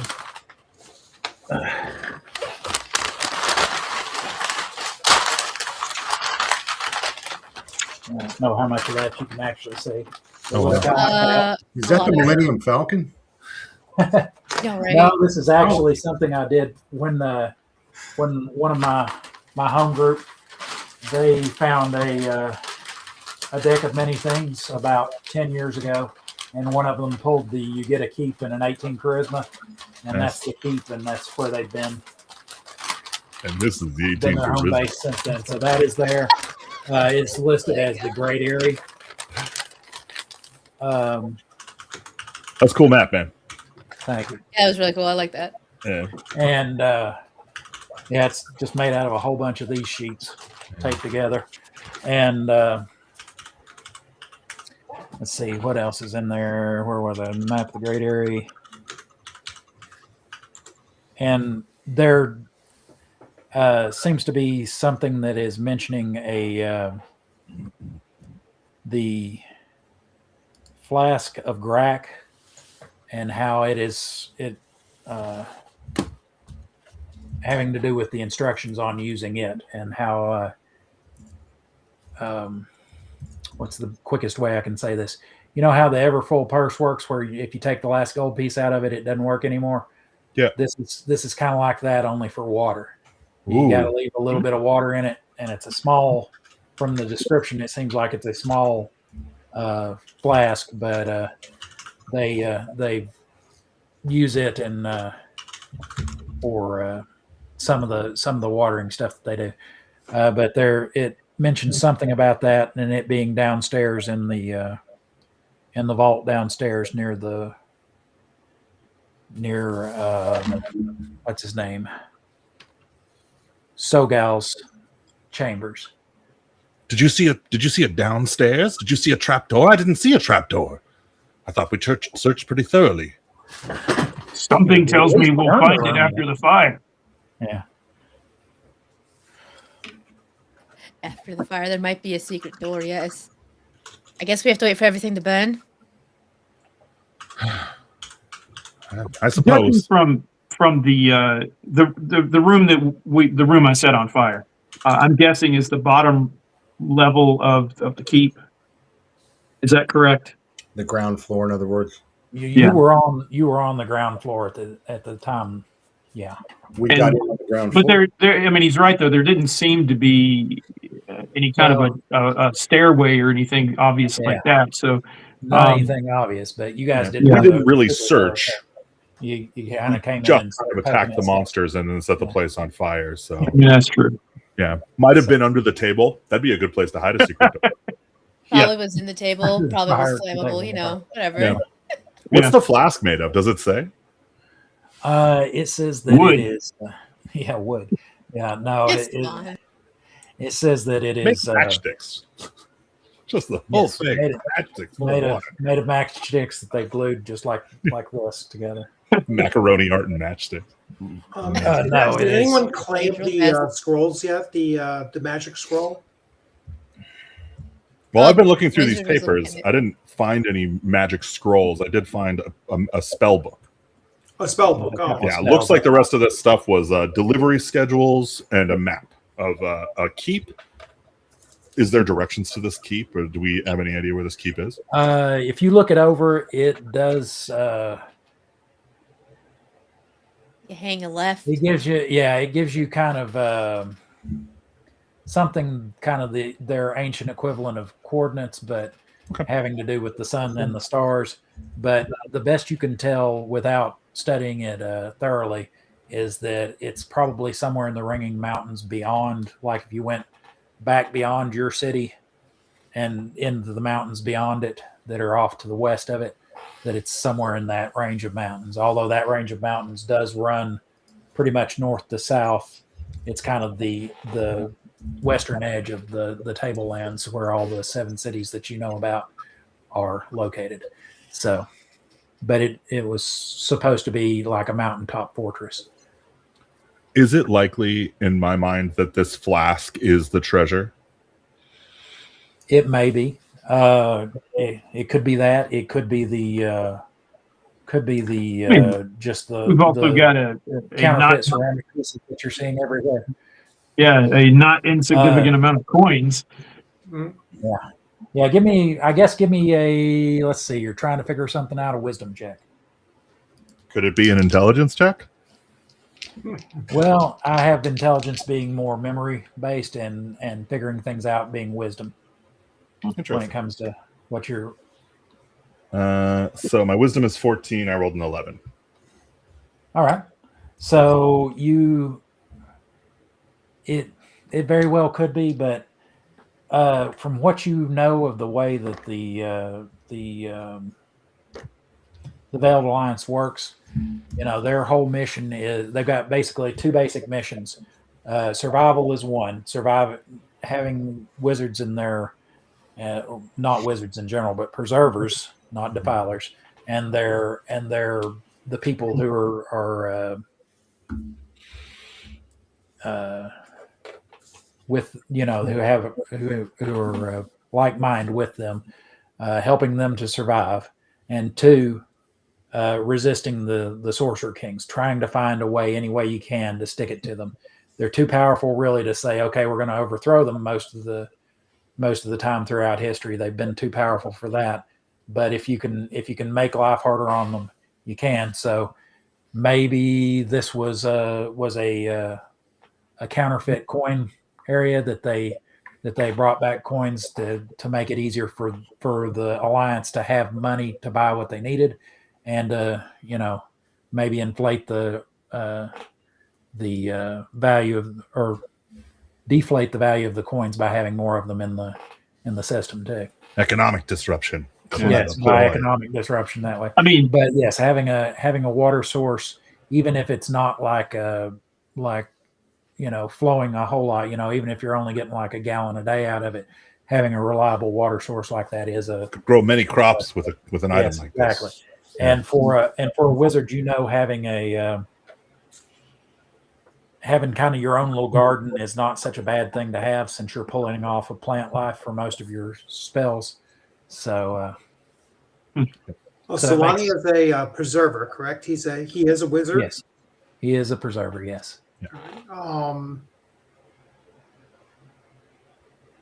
And he uses arcane magic. Yep. What you would call that now? Yes, he uses wizard's magic. Yes, he uses wizard's magic. All right. Not as good as fire magic. I'm really like pacing back and forth, looking at the spell book, and kind of wondering, what I could do. I'm going to just start to motion towards my holy symbol and raise my hand, above the spell book. Okay. Do I know what you're doing? You could try to figure it out. Okay. I'm going to also try to figure it out. But yeah, I'll let the DM decide. Keep your hands off, little man. Exactly. Take the spell book and run away with it. So, remember, you work for the Alliance. Don't be a dick. Were you just trying to see if you got any vibes off of it there, basically? No. No. Considering I'm a fire cleric. He was going to burn it. Oh. And what we feel about magic, arcane magic. Well, now you're also a. I mean, we do work for a wizard. So that's why I said I'm kind of like on a dilemma, and so. Well, now because of that, you know the difference between a defiler and a preserver. Yes. A preserver's he's gonna use some of the life force, but he's not gonna kill anything when he does it. That's why I'm still. Yeah, he casts a wider net, so he doesn't take enough to kill any of the organisms that he's borrowing from, while a defiler is just like, yeah, give me. But yeah, do you want to try to do that? Well, if Solani wants to try to figure out what I'm doing. I mean, I'm not going to even take a chance. If you start looking at this thing sideways, I'm going to grab that book and run. Right. Yeah. That will be And enough I, for me to Burn I- the receipts. Those are illegal too, you know. control I tried- my, I tried to control my roll- hand. I tried to roll my wisdom to see what was going on, and I didn't figure it out. So Okay. And so I'm just like, picking. oh, I'm just picking my nose or something over here. Yeah, if I see Okay. Solani grab a hold of the book and step away with it and everything, I will hold my hand and not look at I'll that try fire. to start a fire. Okay. All right. Well, so you guys are after a while, you see that the smoke that is seeping out of the central keep seems to slack off a bit. Hmm. I take I'll, out a ration and start. I'm gonna eating. go. I'm gonna go open the door. You're just eating. You're just gonna sit and eat. I'm gonna open the door, obviously letting a lot Air it more out. oxygen. A lot more oxygen. Yeah. in. And it flares But- up again. No, but yeah. But I'll Okay, open the door I'm to see what's going on. I'm definitely pushing him in. Okay, you don't give him a shot. Hey, shut the door. Yeah, When he leans Try over to look at pushing- you, you're gonna give him Try a shot pushing in a the back. giant. yeah. I tried pushing a half giant. Okay, so everybody just decides to put a shoulder up against his butt as he leans in, and all right, you guys So- stumbling forward. Give me a dex check to make sure you stay on your feet real quick. All right. Oh, him. I failed that. All right, so you go kind of sprawling down the hallway and into the head first pop the door open, and you see that the table is smoldering, but because the floor was stone and the ceiling was high, it didn't really catch much on fire outside of the table. Give me just a second. So the heat coming out of there Seems isn't that so extreme. all four of the undead in the corner did catch fire, though, but they were close enough. And they're now Awesome. just smoldering ashes. I'm sorry, what'd you say there, Zan? I said so. There's not as much heat coming out of there. The whole place hasn't lit up. Yeah, the whole I rolled to see if it'd catch the building on fire, and it did not. So you guys gave it Okay. long enough, and that's just Well, a since- smoldering mess now. Since I'm now on my hands and knees on the floor, I look real quick. Is there like any indication of a trap door, or, like a cellar door or something like that? On the floor? Yeah. Let's see. You look around for how long do you want to spend looking? Just one round or something. One round.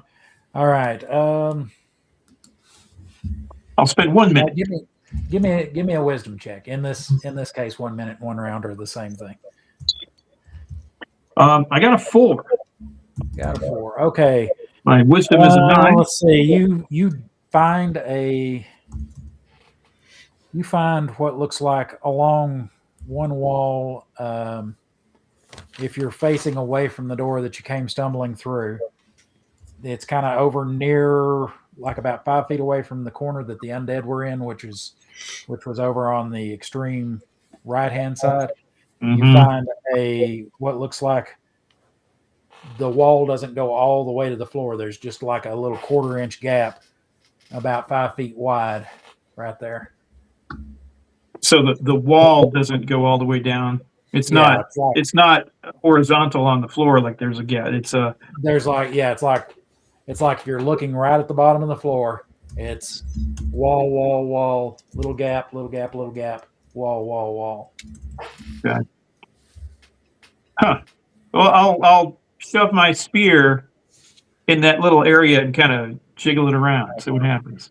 All right, you get the tip of your spear in there, and you see it, and as you kind of wedge and jiggle, you can kind of see it reveals the outline of a hidden door there, where you kind of set it off a little bit, so there's like a little gap here and a little gap up here that appear that are like 10th inch. So gap.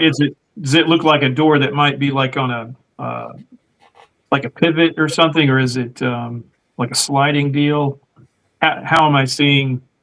It The looks like outline. a rectangle, so it's either a pivot or it will open like a normal door. One of the two. It doesn't look like it's Okay. like it would push back and slide or something. Although Okay. it might. It's kind of hard to say from what you can Well, see. Yeah, I'll call out to everybody who is, I'm sure, standing at the door laughing at me. Hey, I found something. All right. Before we go any further, we have we're past the 10 o'clock hour. Do you guys want to continue on next week, or do you want to go on another half hour or so? Yeah, let's come back next week. All right. Now, before we go anywhere else, do one of the other three of you who hasn't spoken about a project or a website or a YouTube channel have something you want to put out? We'll go ahead and do that right now before we sign off. Yeah, sure. I got a thing. Okay. So I'm Watcher DM. I'm Gabriel. I make all kinds of RPG stuff. Me and my buddy Austin Holm have been working for a long time on this product right here, Blood Prairie. It is a weird gothic western where God's been killed and buried out in the Canadian prairie, and because of that, the angels have blocked out the sun. So if you want to be chased around the prairie by carnivorous grass and run away from vampires trying to herd herds of human cattle, Blood Prairie is for you. You could be a gunslinger, you can be an occultist, you can be just a lone wanderer guy who can do crazy shit.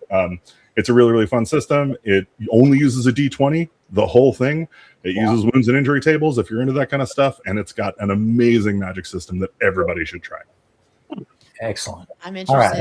Anybody else? Warprairie.com. Go check it out. Okay. Anybody else out of the remaining two that haven't Rich, why don't you get in there? I can go next week. All right. So I'm Rich, DM Bloodworth.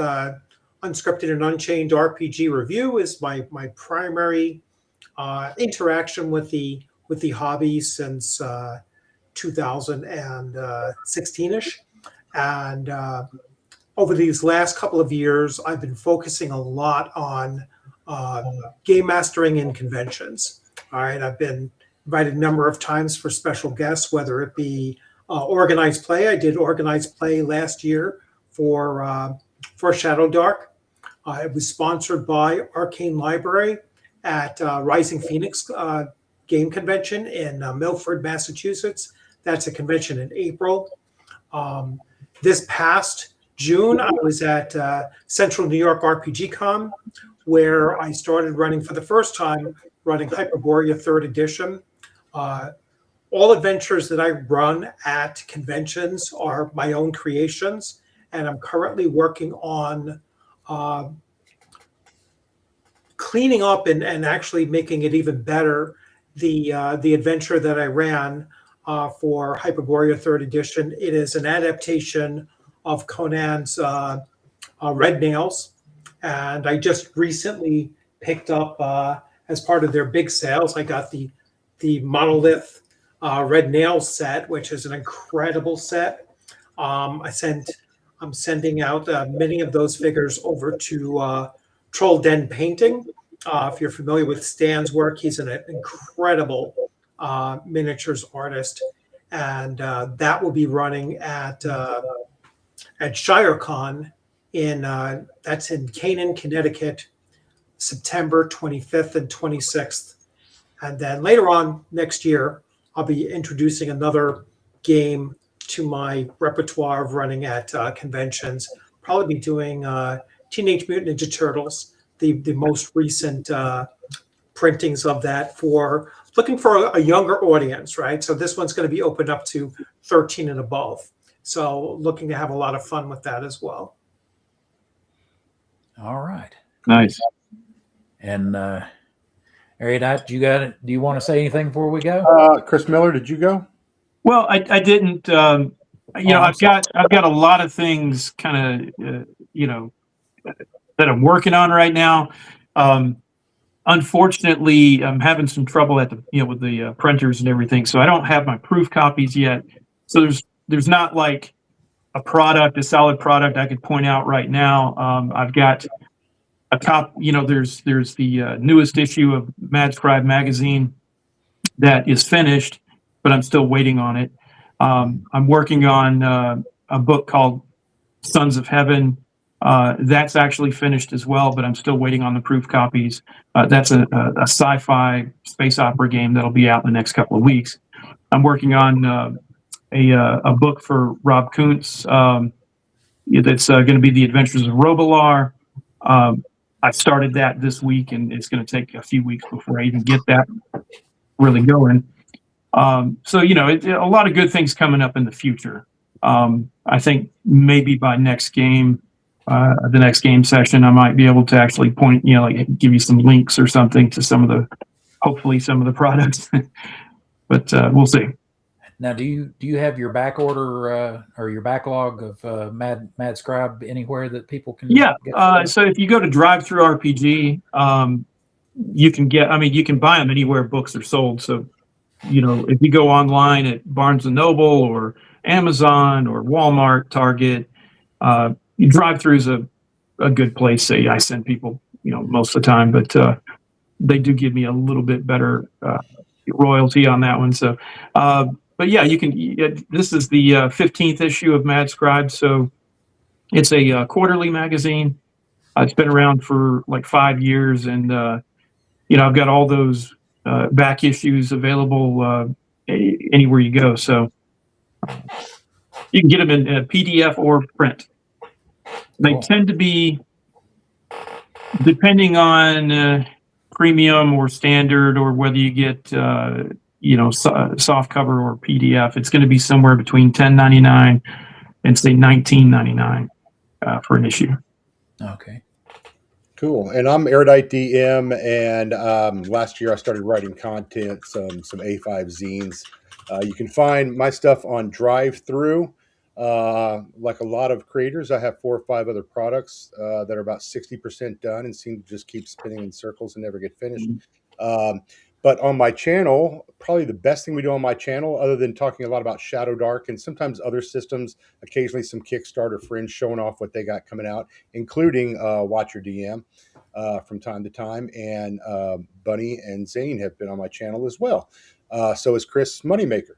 But the biggest thing on my channel is probably our Monday night live stream, which was a lot of Shadowdark with Chubby Funster and a bunch of other folks.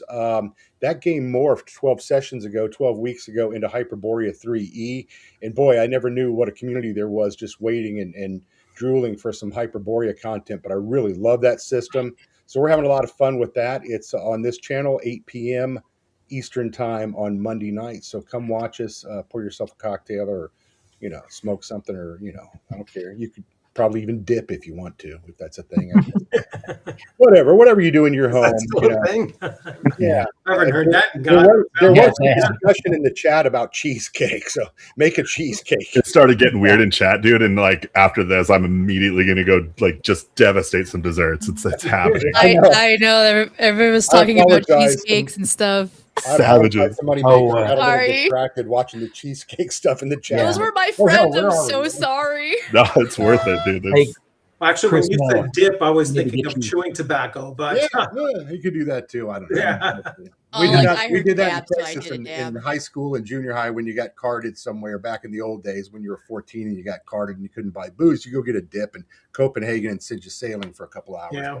That was a long time ago. So, well, hey, we should shout out too, real quick, before everybody goes. If you want to catch the thrilling conclusion of this adventure, you should come back next week. I think same time, same channels, same group of awesome people slaying it and throwing dice and having a good time. And trying not to set the buildings on fire. Yeah, who knows?